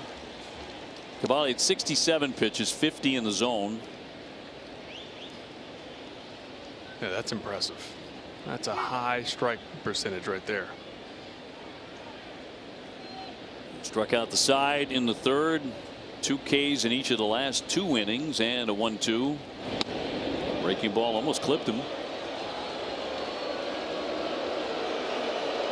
Crowd lets him know it. 2-2. No intent. This is a breaking ball. Just got away from him. Just about got that elbow. Locked up 1-1. Bottom of the 5th inning.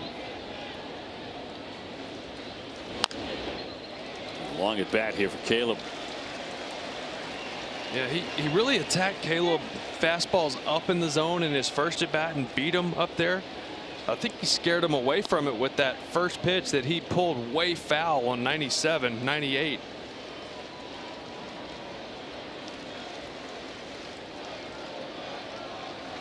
Durbin's hit safely in 21 of his last 28. Batting .330. Swing and a foul tip into the mid for strike 3. Number 9 for Cavalli. And 2 away for the Sox in the 5th. This is a sweeper here. Starts at Durbin. He's not trying to go there. He's trying to go down and away. Another one just kind of backed up arm side again. Turned into a hanger. Durbin just under it. Frustrated. He knew he missed one. So 2 away for Narvaez. A strikeout victim is only at bat tonight.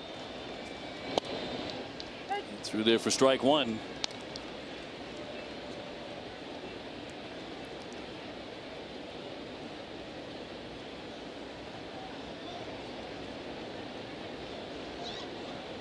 .15 consecutive batters without a hit for the Red Sox against this righty. And he is quickly in the hole 0-2.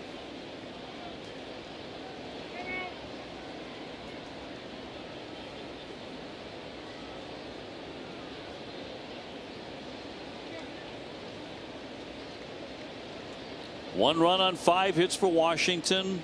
1 run on 1 hit for the Sox. And here comes the 0-2 from Cavalli. A little pop up in the center field for Young. He's there. And the Red Sox go in order in the 5th.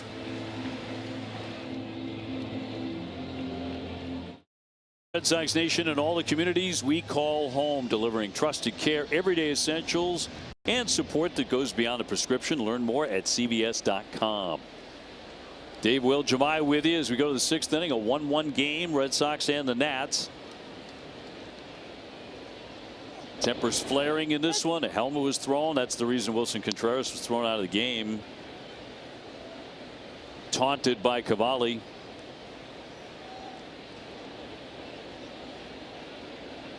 Chad Tracy, the interim manager, also tossed out of the game. Nate Eaton was too. Yeah, Eaton got into it with Miles Michaelis, the starter from last night. Michaelis was also thrown out. He was the one guy from the Nationals who was. So Red Sox having to go into the bullpen a couple of times now with Connolly early out. Still awaiting word on why. The left-hander who had thrown 4 scoreless innings had to be out of the contest. Yeah, I don't like that it's taken this long. I feel like if it was cramps or something minor, we would know. I hear you. I don't want to speculate at all. I just a little worried. Ground ball, routine play for Chang, and gets him. Meade retired, 1 away. Hope to hear something soon here. We are locked up 1-1.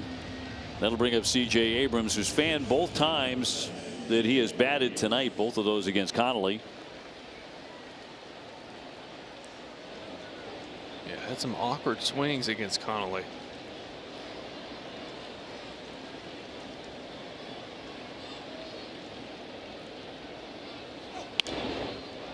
Little pop into right field, charging in on it, Abreu, and 2 down. Abrams 0 for 3.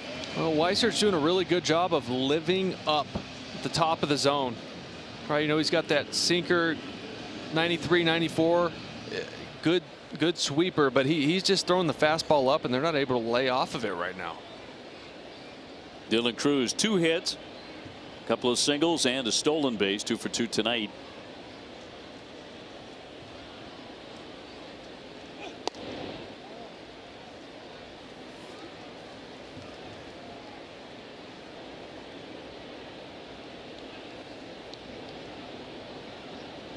Cruz, a guy who can really motor. One of the faster guys in the National League, and he'll tap that one foul. It was the 2nd overall draft pick in the June 23 draft by Washington. Yeah, his sprint speed is in the 95th percentile. To your point, he can scoot. Nobody on base, 2 down. Weissert coming in throwing strikes. 11 pitches, 10 strikes for him. Yeah, it's really good to see. And getting some chase out of the zone also, which tells me he's deceptive to these hitters.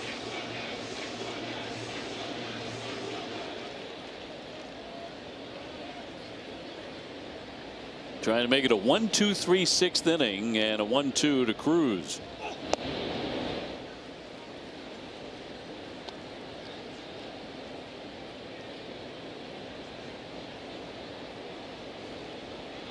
Tampa Bay trying to gain more ground over the Yankees. They lead 6-3 over Kansas City in the fourth inning. They lead by a game and a half. And a high fly ball into left field, driving Duran back.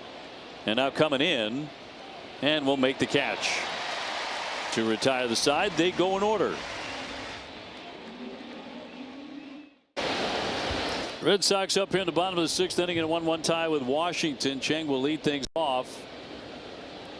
Cavalli still out there, gets a ground ball to the right side, and Nunez will put him away in one pitch. We just got word on Connolly early, and the diagnosis is left elbow discomfort. Yeah, don't love that.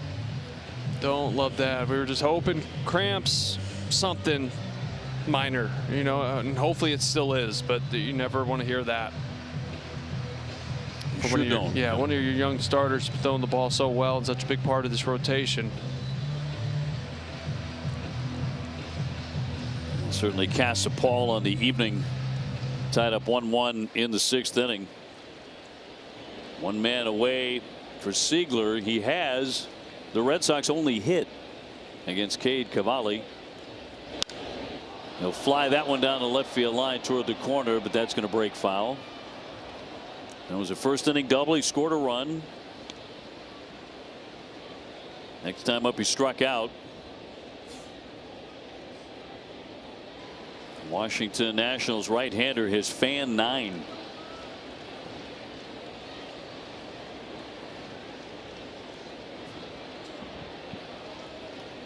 And he taunted Wilson Contreras after strikeout in the fourth inning. Wilson bit. Started to walk out to the mound. The bench is emptied. Eventually Contreras in the melee fired a helmet in Cavalli's general direction. He was tossed out of the game eventually.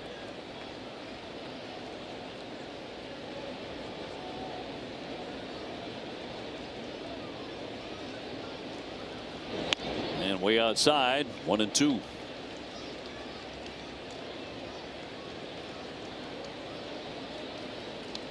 Cavalli up. This will be pitch number 78. They've pushed him into well into the 90s a few times. He's thrown 97 pitches twice. Did it in his last start and then in late April against the Mets also. 2-2. Got to think they're going to ride with him as long as they can, just because of how bad their bullpen has been.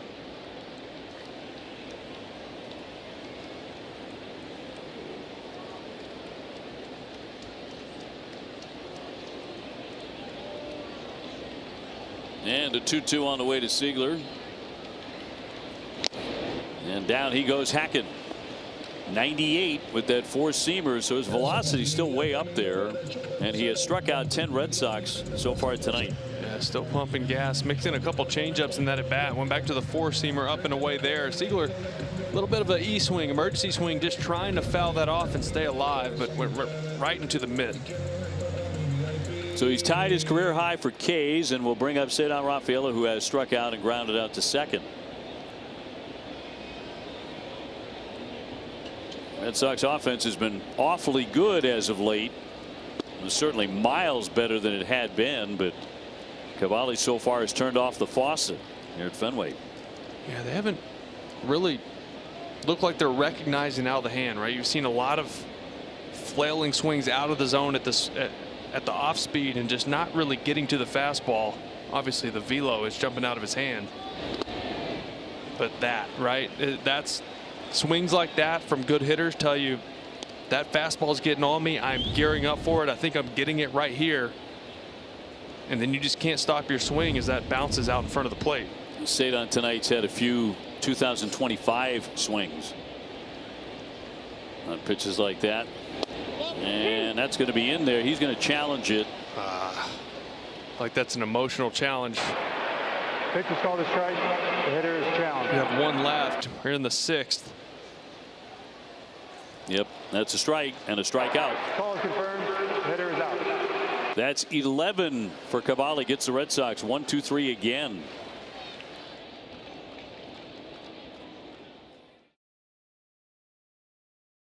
Tied up 1-1. Sox and the Nationals. Jacob Young will lead it off. Weissert, second reliever in the game. And after Connolly early had to leave after 4 innings because of left elbow discomfort. And now Justin Slayton begins to fire in the pen. Young is fanned and hit into a double play 0 for 2.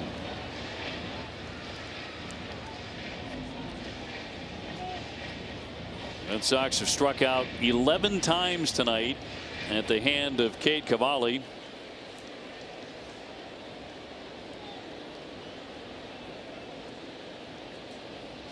Jose Tena. And we'll take a ball. Well, you just start to think ahead for options for replacing Connolly, right? Because you feel like you hear elbow discomfort normally sounds like an IL. Line drive and a base hit to right. Patrick Sandoval's on his way back. As of now, he's scheduled to pitch in Portland on Saturday. I believe he'll be stretched out to around 70 pitches, so he's not fully ready yet, but he's getting closer. They'll have to bring in somebody to fill that spot. Well, Dalen Lyle here is going for 2, a single. He has scored their run. 249 with 8 home runs to the left fielder, and he'll foul it away. It's also Brian Bayo down there. And there's Brian Bayo, right? So, well, I mean, who knows what the plan is there with Bayo and his progress and steps he's taken to get back to where they want him, but make a decision on that. 0-1 on the way, up and away. Meanwhile here, Washington 6 hits, Red Sox 1. Sox during this winning streak and even before it have been scoring runs. Not yet tonight. Red Sox have scored 4 or more in 7 straight games. It's their longest streak since middle of last year. And this feels like one of those days you just kind of tip your cap to their starter. I mean, he literally comes out throwing harder than he's ever thrown, striking out more than he struck out in his career. Just he's having one of those nights. Yeah, 11 punch outs, a 1-2 pitch to Lyle. Got a piece of it.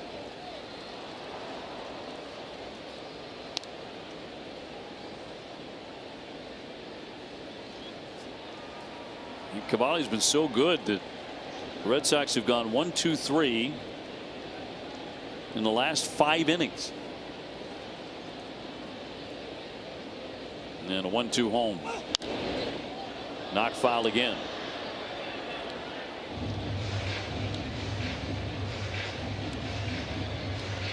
Just looking at the lineup with Slayton down there getting loose right now. Obviously James Wood, top of the lineup, is a big one, but could be even before him, could be for Ruiz also, depending on how it's going for Weissert. Popped up. Is there a play? Durbin moving over, still over, and has room to make the catch. 1 down.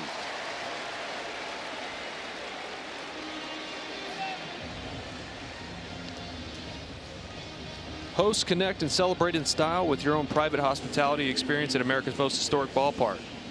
Visit redsox.com/groups and click Group Hospitality information to learn more. Nunez with a walk and a fly to right, 0 for 1. Runner on at first and 1 gone. And he'll look at a ball. .233 hitter without a home run.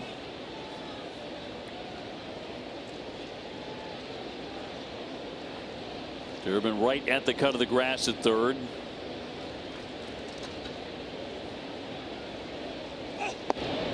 He looks at a strike with a sinker, 94. 25 pitches for Weissert, 20 strikes. It's been pretty solid so far.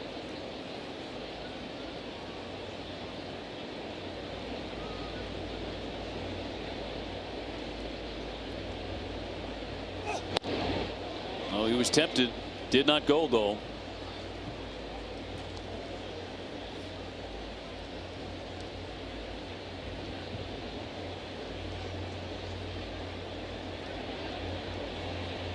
Obtaining a runner at first. Weissert will miss off the corner, and it goes to 3-1. Red Sox have issued 3 walks tonight. None of them have come in to score.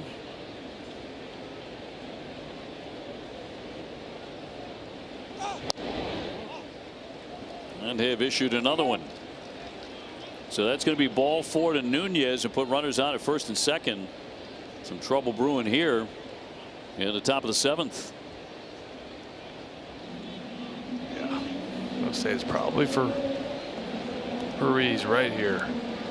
Hit Slayton in there and try to get a ground ball. So Flores will make the call to the bullpen, and we will take the break. Pitching change. Red Sox have their 3rd reliever of the game coming on.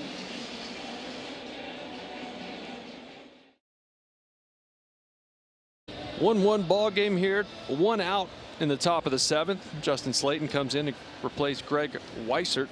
Take a look at his pitching arsenal presented by your New England area Audi dealers. It's been really heavy with the cutter lately. 4-seamer still mid to upper 90s. He'll mix in a sweeper here and there, but those are the 3 main pitches. Justin actually got the win on Sunday night against the Yankees. Gave up 2 unearned runs in the 10th. And got credit for the W. He inherits runners at first and second with 1 down. And K-Bear Ruiz is grounded out and drawn a walk.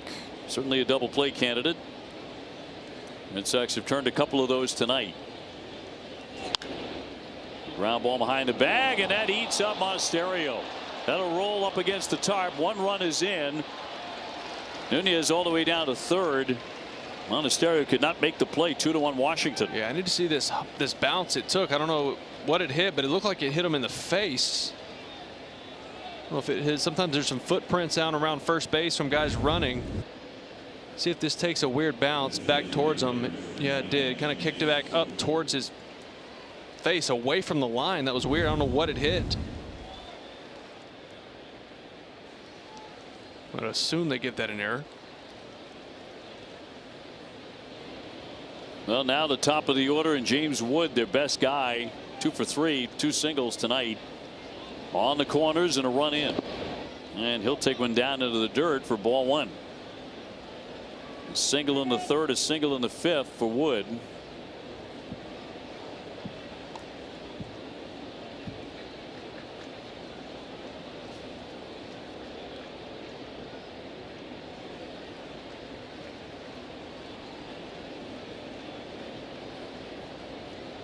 And the 1-0 from Slayton. 2-0.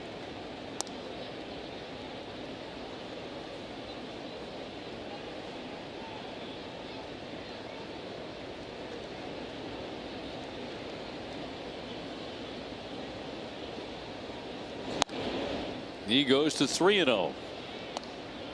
Slayton probably a little frustrated, want that play to be made. That's not a play you're probably going to turn 2 on right there, but you need to make sure of 1 out. It did take a weird hop up into his face. In there for a strike. Officially ruled a base hit. Huh.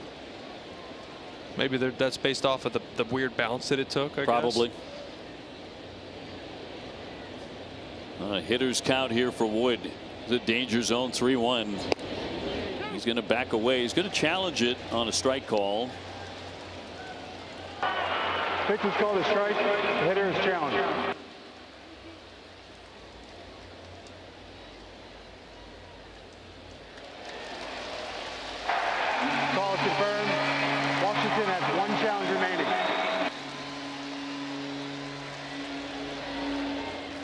So full count on Wood. And with one down, here comes the 3-2 from Slayton. And he puts him away with a sweeper. That's a big K. 2 down. Made a big pitch here. Challenged the pitch before. Goes to the sweeper there. With Wood looking for the cutter. A little more break on it right under the barrel. Big strikeout. Garcia Jr. his second at bat tonight after coming on in the 5th inning. And he struck out. But 16 home runs, 55 runs batted in for Luis Garcia Jr. Got a runner at third, a runner at first, and 2 away. And hammers that one back toward the wall. Duran going back there, leaping up, can't get it. 1 run is in. Here comes Ruiz hammering around, the throw home, and he will slide in safely. And Garcia with a big hit. 2 runs scored. It is 4-1. Garcia, we told you, National League Player of the Week. He's been swinging a hot bat. This is a cutter middle. Just hits it. Duran tries to make a play on it. It's one of those close ones where you go to take the chance and it hits about a foot above his glove. He hit his knee on something. Cedon gets to it, makes a good throw in. If Narvaez holds on to that, probably gets him there. I think he got the tag in time, but the ball just came out. And Duran a little bit gimpy after the leaping attempt. 2 out, 2-run double by Garcia.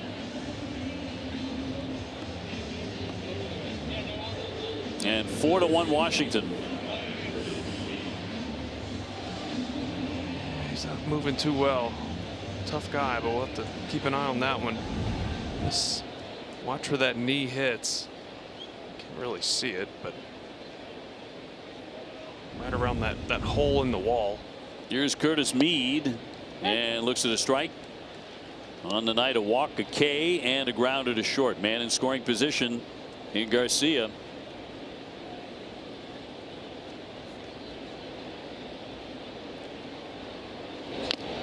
And fouled away by Mead.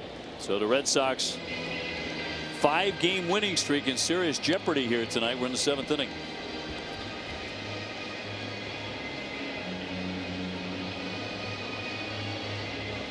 Mead, a .225 hitter with plus power. And Garcia at second. Fouled away.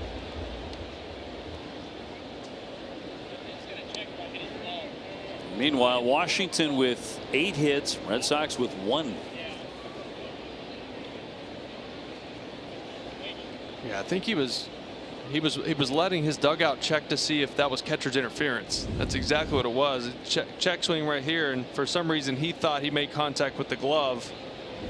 You could hear him tell the umpire, hey, I'm letting them check.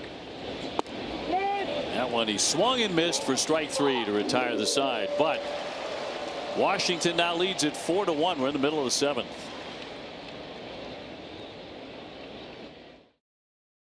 The 7th for Washington. They're on top 4-1. Abreu will lead things off against Cavalli, who has pitched a dominating game with 11 strikeouts and 1 hit into his 7th inning. He's fanned Abreu twice. Monasterio on deck, and then Duran, the scheduled hitter.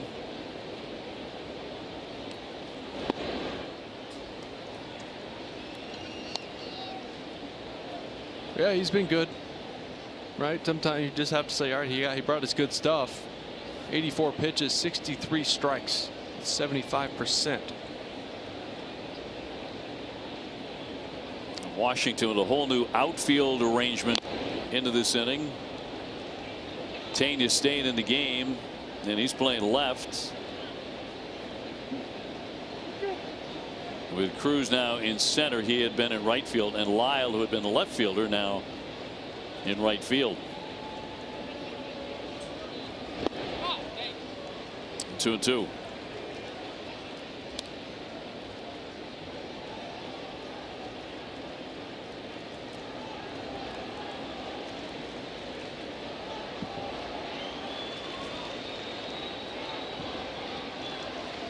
Right-hander about to uncork his 87th pitch. And in there for strike 3. A sweeper to Fan Debris for the 3rd time tonight. That's 12 strikeouts. Another breaker. You see this one start up, kind of pops out of the hand up. Just comes right down into the zone. These guys are just not picking it up out of his hand at all. I mean, you see where it ends up, middle of the plate.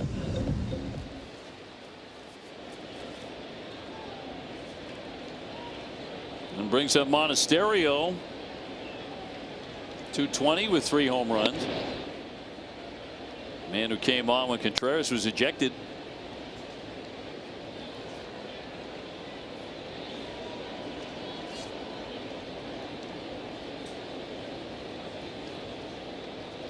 Twelve Ks for K. Cavalli and the 1-0 pitch. And downstairs a ball.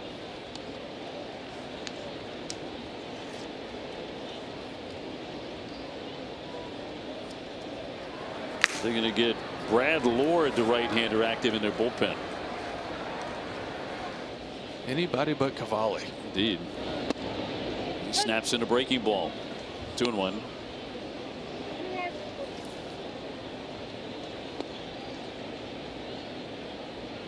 Big guy, 6'4", 245. That's how dominant he's been. And a 2-1. Red Sox grabbed a 1-0 lead in the first inning. Washington tied it with a solo run in the 5th and just got 3 in the 7th. And no hits since first batter of the game for the Sox. Seago doubled on the left field line. Nothing since. Set down 17 straight. Just made contact to foul that one away on a knuckle curve. 2-2. You got a piece of lens back there.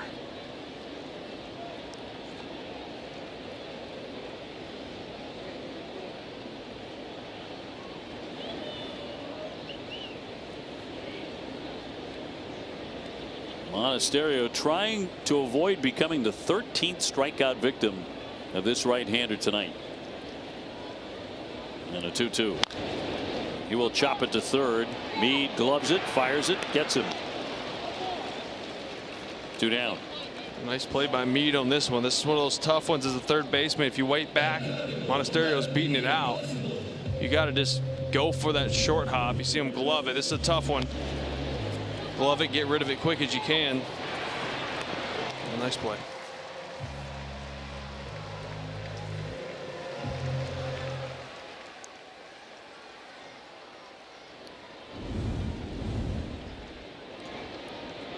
Jarren Duran is flied out to left. He's also grounded out to the second baseman.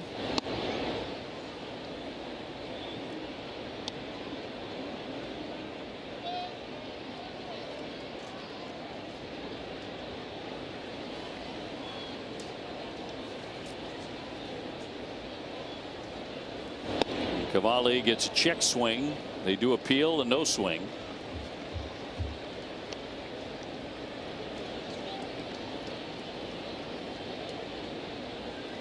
Canely up in the Sox pen. Cavalli 95 pitches. He's been sitting up there around 75% strikes all night. 73 right now. He's still throwing 99. Yeah, that's what jumps out to me is the velocity has gone nowhere. It's hot, it's humid, doesn't matter. This guy's a horse.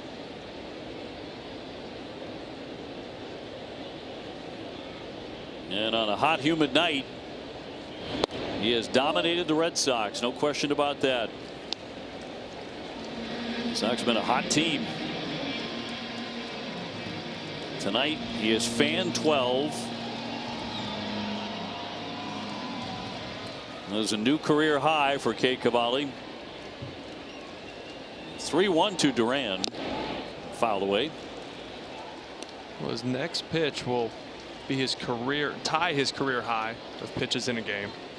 99 back in 2022.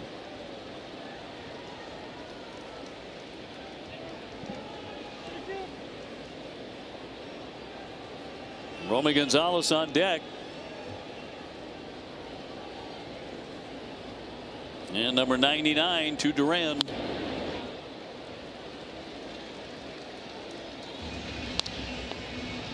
Well, they've got activity in their bullpen.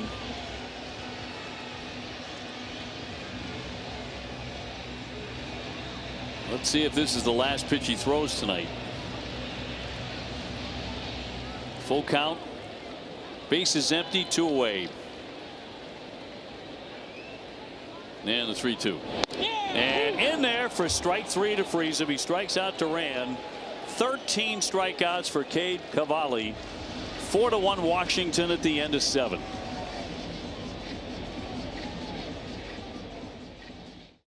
Bullpen, that'll be the veteran Canely coming on for the 8th inning. 4-1 Washington on a night that has belonged to their starter, the right-hander Cade Cavalli, with 13 strikeouts in 7 innings. 1 hit.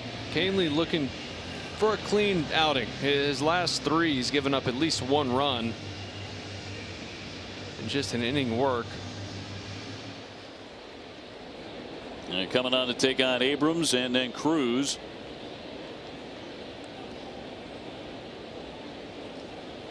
And he's going to take the first pitch in for strike. Abrams 0 for 3, 2 Ks and a fly to right. And if you were not around earlier when Connolly Early was in the game, Red Sox were bidding for another quality start. It never happened tonight. Swinging that one driven deep into right field. Abreu back turning, and see you later. Home run. C.J. Abrams. 5-1 Washington. His 18th. Abrams likes that ball down in the zone. You know you're going to get change-ups from Canely, right? He throws it a ton, not as much as he used to, but still 65% of the time. You know you're going to get it, especially if you're a left-handed batter. He sat on it, got one bottom of the zone, drove it out of here. So to bring up Dylan Cruz, who has a couple base hits tonight, 2 for 3. See the change up there? It is at the bottom of the zone, but lefties like that low ball. Went down and got it.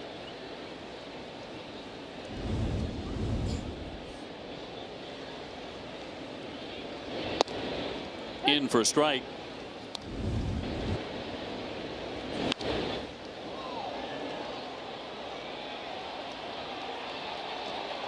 Shortstop, serious pop. Abrams 18 bombs.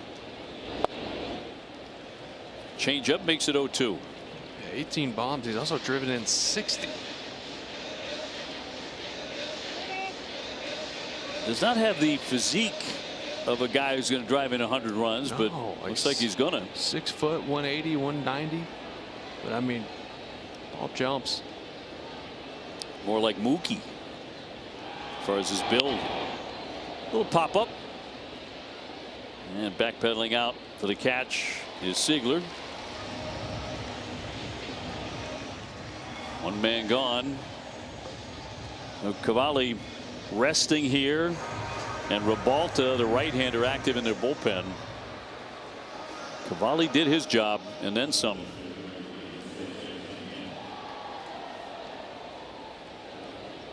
And the Red Sox are down 5-1 in the 8th inning as they try and keep alive a 5-game winning streak.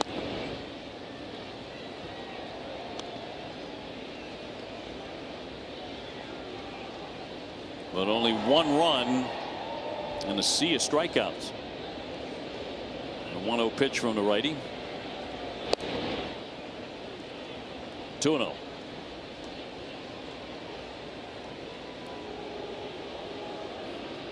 Well, that last one was a strike, hit the corner, but no challenges remaining for the Sox.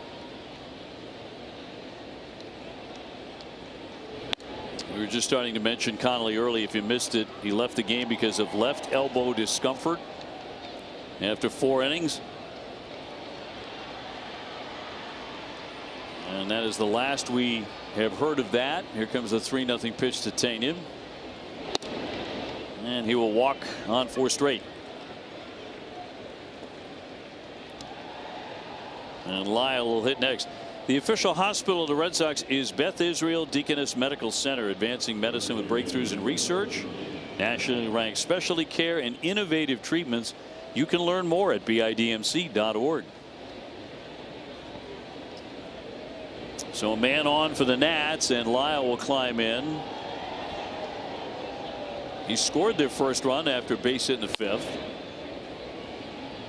And they added 3 more in the 7th and a run here in the 8th on the home run by Abrams.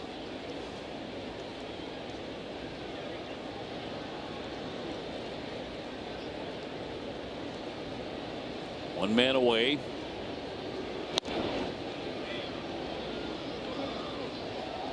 Well, nobody up in the pen, so this is up to Tommy Kahnle to get through this inning.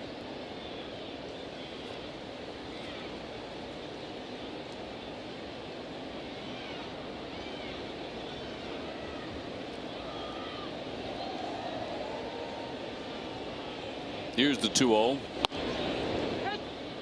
Got the strike. 94 miles an hour, went with a heater.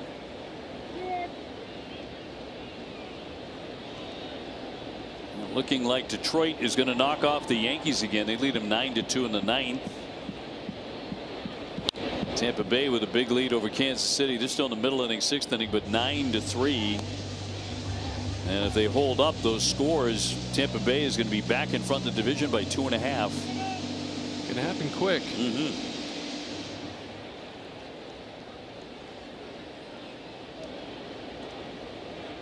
And Toronto just can't get out of their own way. They are 10 back. They are 5 under 500.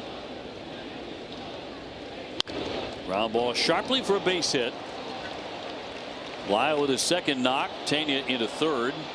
And the throw comes into second.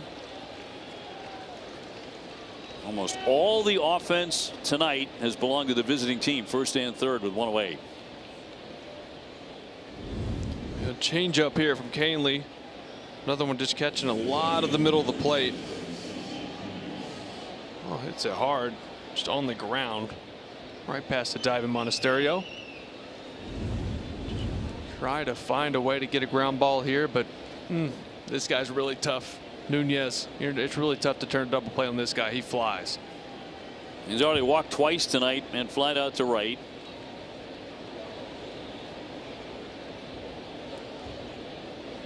And the first one from Kahnle. Showing a bunt, got it down. Kahnle trying to shovel home, play at the plate, and he is out at home. They got Tena. He immediately pointed to the dugout. Butera with a hand up. Yeah, very nice play by Tommy Kahnle. Get to this ball quick off the mound.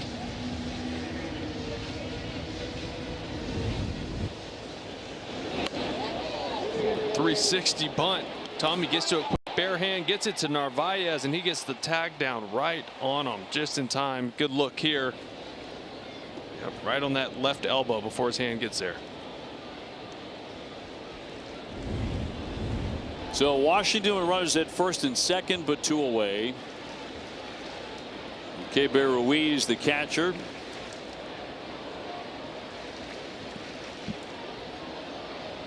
One for 2, base hit and a run scored, and they're uprising in the 7th when they scored 3 times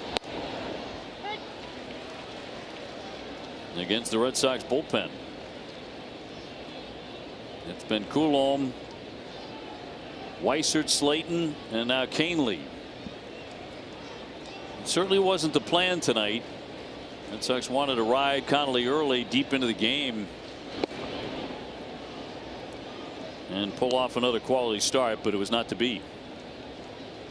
Yeah, Connolly, what, through 4 innings, it was at 61 pitches. You're throwing the ball well. Just hope everything is all right there and not too serious. It's a scary one. Left elbow discomfort, the diagnosis, at least initially. A pop up at third. It's Durbin heading against the barrier, but no room. 1-2 on Ruiz.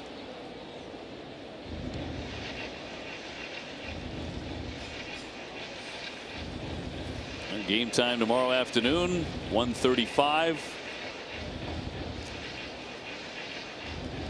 It's Tolle against Alvarez, a couple of lefties. Then the 6-hour trek west once again. Red Sox start their longest road trip of the year. to Anaheim, Chicago, and New York. White Sox and Mets. Liner, that's headed for the corner off the batter. Ruiz going to bounce and go all the way up against the fence. That's going to score 2 more runs. Tania in. Nunez in. And this one just flat getting away, 7-1. Yeah, that one puts it out of hand right there.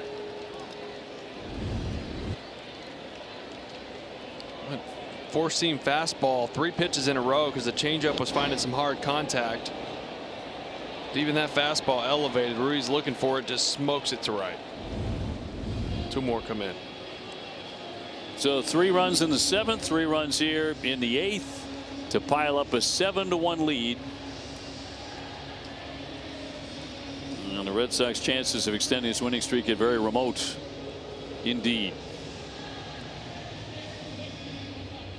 And it'll be the top of the order in James Wood, who already has 2 hits in the game. 2 for 4.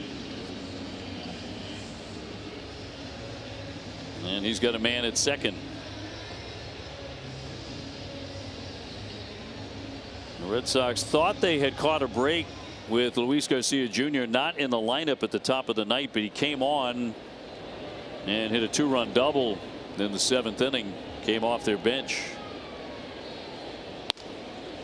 That's part of it. The major part of the story, Kate Cavalli going 7 innings on the mound and striking out 13 Red Sox and not walking anybody, allowing just 1 hit. And that was the first batter he faced. In the bottom of the 1st inning, Ziegler doubled off him. Frankly, he never should have scored. He scored eventually on an error.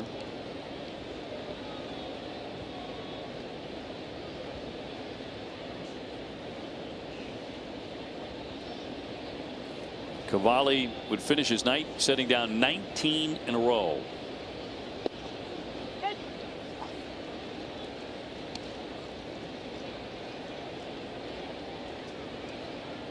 Two and 1 on Wood.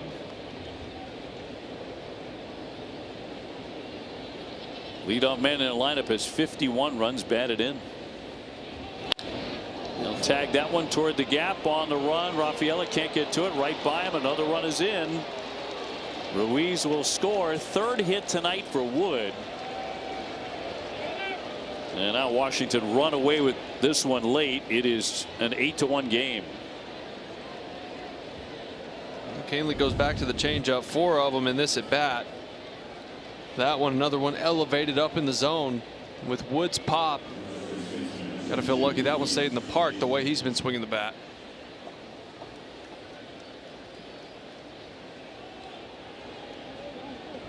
Now 3 for 5 tonight. His 21st double. So a lot of homers, a lot of doubles.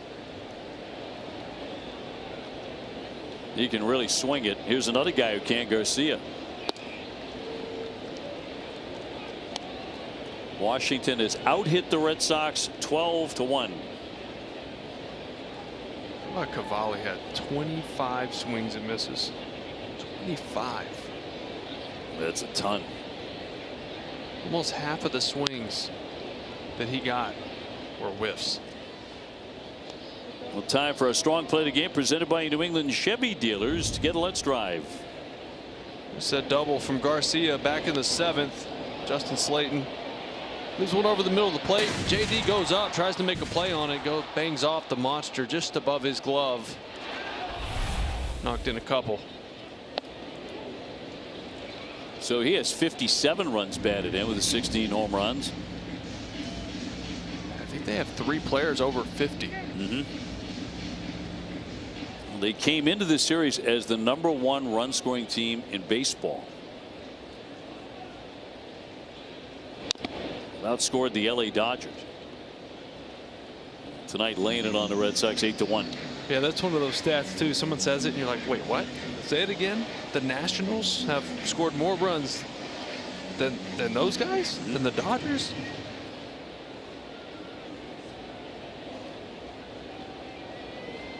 Two down, a man at second. 4 more runs in for Washington.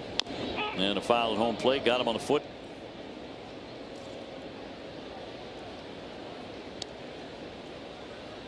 So all the controversy of the bench clearing, whatever you might call that, did turn into a bit of a melee. Contreras being thrown out. That really gets pushed off into the fog a little bit with the injury to Connolly early. Yeah. It takes the top shelf.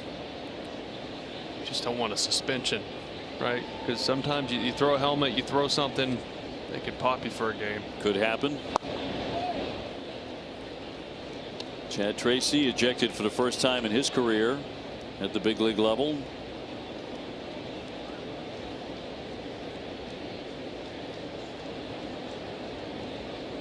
And it's really been all national since that moment. Here's the 2-2.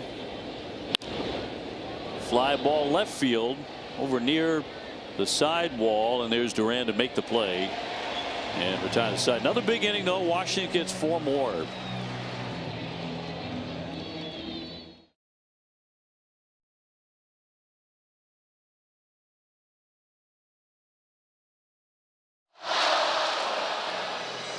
StatCast 3D is powered by Google Cloud. Just looking at Cade Cavalli's outs by pitch type. See that four seam that we saw up to 100. It was sitting 98, 99. The breaking balls were really good.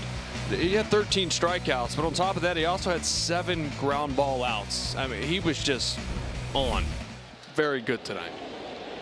Hitting 100 from time to time, 99 a lot. So Rebalta takes over here in the bottom half of the 8th inning, 8-1 Washington.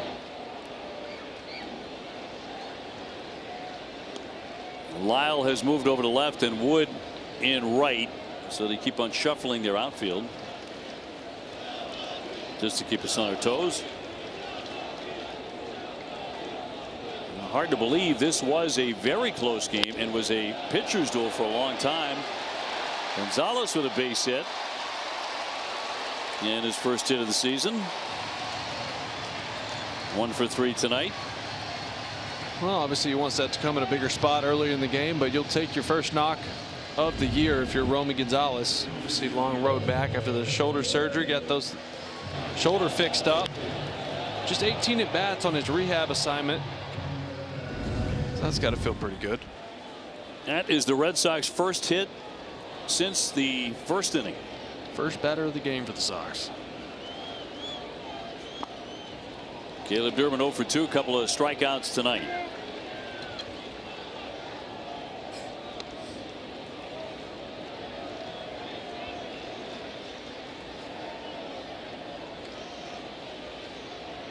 Red Sox went 22 at bats between hits. It has been a long night. And up top to make it 2-0. Yeah, it's just how good Cavalli was. I mean, this offense has been rolling pretty nicely here for a week or so. And I mean, he just shut them down.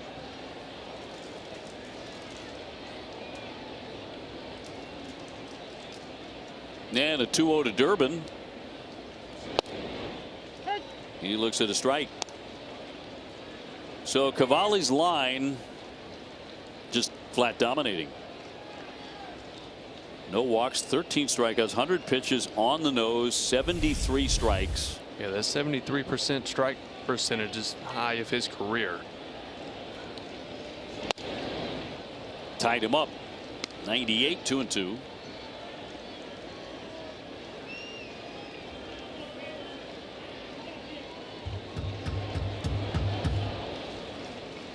Gonzalez on at first, nobody out. And a 2-2 from Rebalta.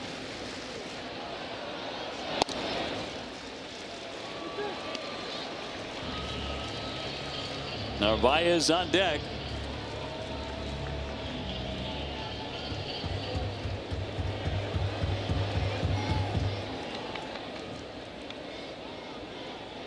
And a lanky right-hander with a payoff pitch.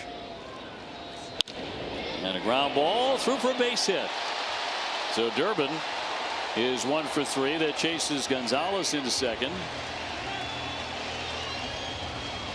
Red Sox went about an hour and a half plus in between hits, and now 2 in a row. A little day saver from Durbin right here. He was 0 for 2 with 2 strikeouts going into that at bat. Take his single. Stretch his hit streak to 6 games. And on Narvaez, who is fanned and flied out, he's 0 for 2. And lays off the first, ball 1.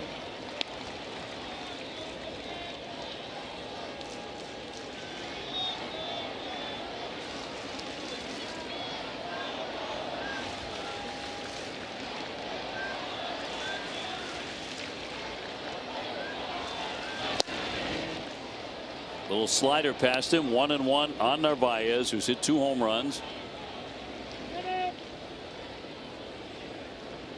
And Chang would follow him.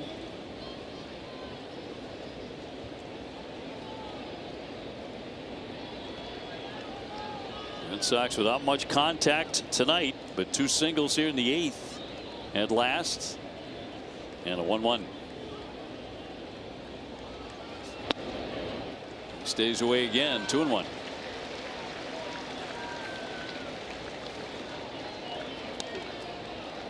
Peyton Tolley has the ball at 1:30 tomorrow afternoon right here on NESN. Trying to go to 5-5. He has a 2.78 ERA coming in. His opponent Alvarez 1-1 with a 3.44. Ground ball at third. Mead into second. 1 out there. And an out at first. Double play. Well, you're down 7, but little rally killer right there. Double play was.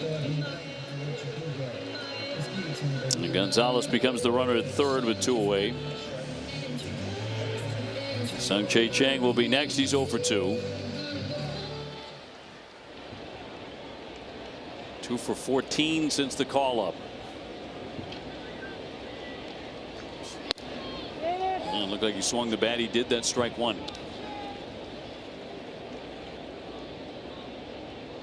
Chang made his major league debut in April of last year as a member of the Pirates. He would go 0 for 7.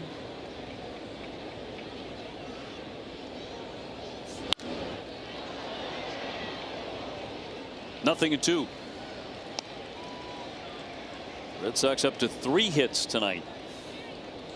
And 12 for Washington, including a home run by C.J. Abrams. Here's the 0-2 pitch on the way to Chang. Gonzalez way down the line. Romy was literally about halfway to home, just stared at the pitcher. See if he wanders down there again. The Mead is way off. They're not worried about him. And Robalta from the stretch. And fouled away at the dish.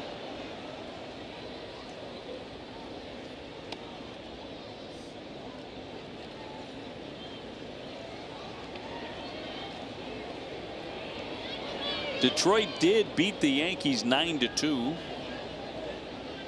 Game looked over early. It looks like Tampa Bay is going to run away and hide against Kansas City.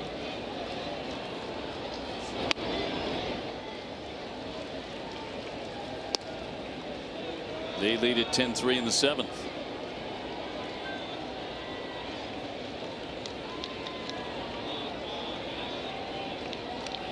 Romy just going for a walk. A long one. More than halfway home. Drive out to right field, but right at Wood for out number 3. That's all for the Sox. End of 8, 8-1 Washington.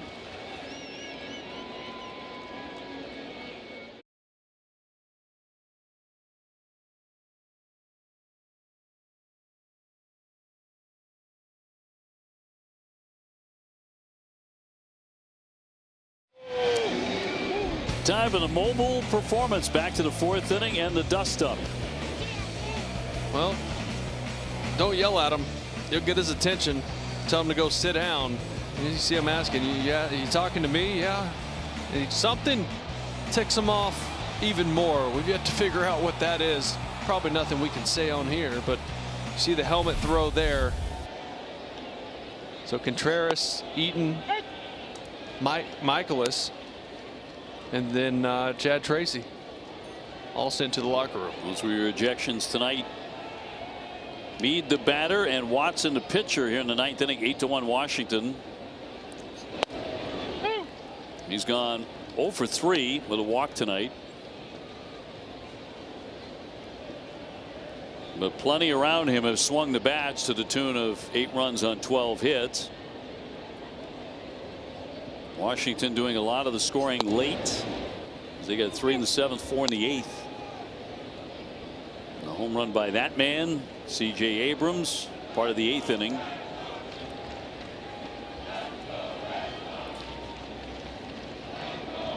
And Washington closing in on ending the Red Sox win streak and evening up this series with the finale tomorrow.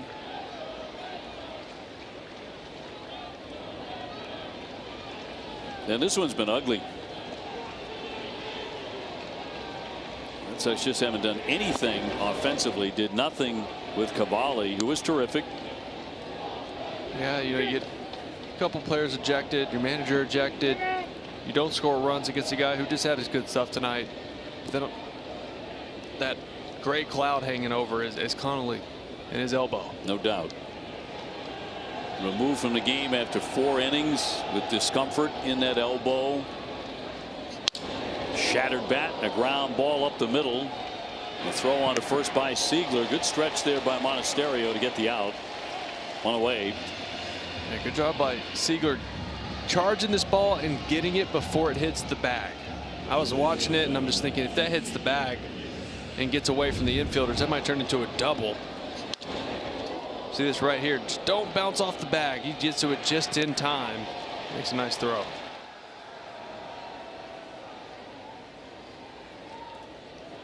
Abrams 1 for 4 with a home run last time up. It was his 18th. And 60 runs batted in. They get production out of shortstop in Washington. Here comes the 0-1. 0-2.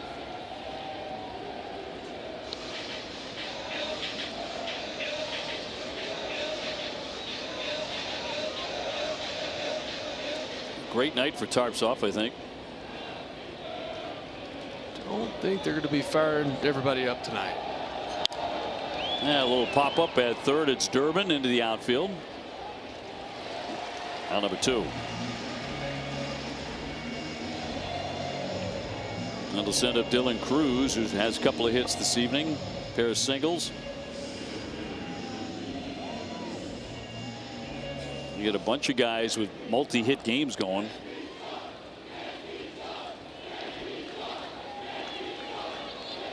Two down, bases are clean here for Washington. 9th inning. They about hit the Red Sox 12-3. And chopped to the right side. Siegler with another stab. A little bit of a high throw, but Monasterio keeping the bag. They go 1-2-3.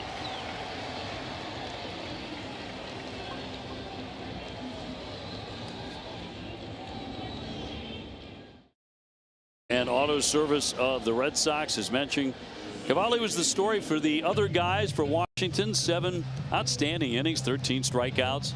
Didn't walk anybody. Connolly early, leaving the game after 4 with left elbow discomfort. He was throwing the ball well. Injury forcing him out, and it changed everything. Yeah, just one of those nights, right? We've had a lot of strung together a lot of good nights in a row, and then just not much going the Red Sox way tonight. Zach Kent on to finish it up now for the Nationals. Siegler will lead it off. He started the game with a double off of Cavalli, and he would score a few batters later on an error by their third baseman Meade. And the Red Sox took a 1-0 lead. The Sox did not get a hit after the initial hit by Siegler again until the 8th inning. Didn't have a base runner from the 4th batter of the game until the leadoff man in the 8th. So this one's just been a dud. And the 0-2 moves him back. Sox have had a string of really fun ball games. Tonight will not be included.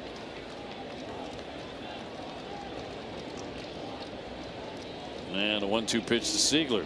And a slap to the right side. Nunez handles that. And one down. Sandy Rafael, a tough night for him. He's 0 for 3 with a couple of Ks. I mean, everybody seemed like they struck out a couple of times against Cavalli when he was in the game, but he's had some tough looking swings tonight. Yeah, 7 strikeouts between the top 3 hitters in this lineup tonight. Hitting .280, 7 homers.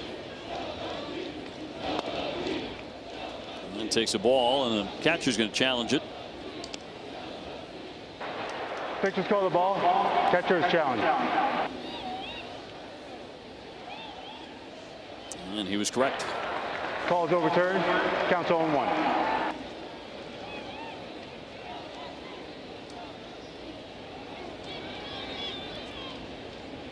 One man out in the 0-1 to Cedon.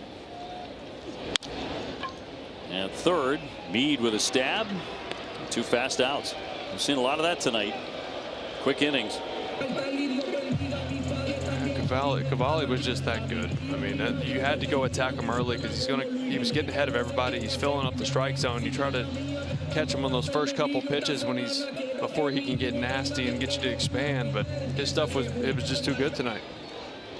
Red Sox went 1, 2, 3 every inning between the 2nd and the 7th. Now a ton of strikeouts. As he fanned 13. Abreu has had the toughest of nights. He's going to pop up here, drifting into left, and a dive and a miss there by Lyle. So he's going to reach here as the throw comes in to second. He drops in a base hit. He had struck out his first 3 times up. Abrams going after it. Lyle going after it. Cruz in there too. Abrams and Lyle lucky to avoid contact here. Gets real scary for those infielders running with your eyes up and outfielder diving or sliding underneath you with your legs. You got pretty lucky with that one. Could have been ugly. So the Red Sox have their 4th hit all night, and that'll send up Monasterio, who came on when Contreras was thrown out of the game. Wilson Contreras ejected 2 nights in a row. It's the first time in Red Sox history a player has been thrown out in back-to-back games. And line drive caught, and that will do it. That is out number 3, final out of the ball game. All Washington 8-1. The Red Sox 5-game winning streak. Well, that ends, but Connolly Early's injury is story number 1. He only went 4 innings tonight and taken out of the game because of left elbow discomfort. Washington takes this one, and they even up the series at a game apiece. Yeah, you said it. Cavalli had his good stuff. 13 strikeouts, 7 ground ball outs. Just only gave up that 1 hit early on. Then after that, I mean, that's all we can think about is Connolly right now, and just hoping that's not too serious. Stay tuned for WB Mason Extra Innings Live. Alana, Lenny, and Matt will break down the key moments tonight. We'll also hear from Chad Tracy and from Connolly Early. We hope that and more coming up after the break.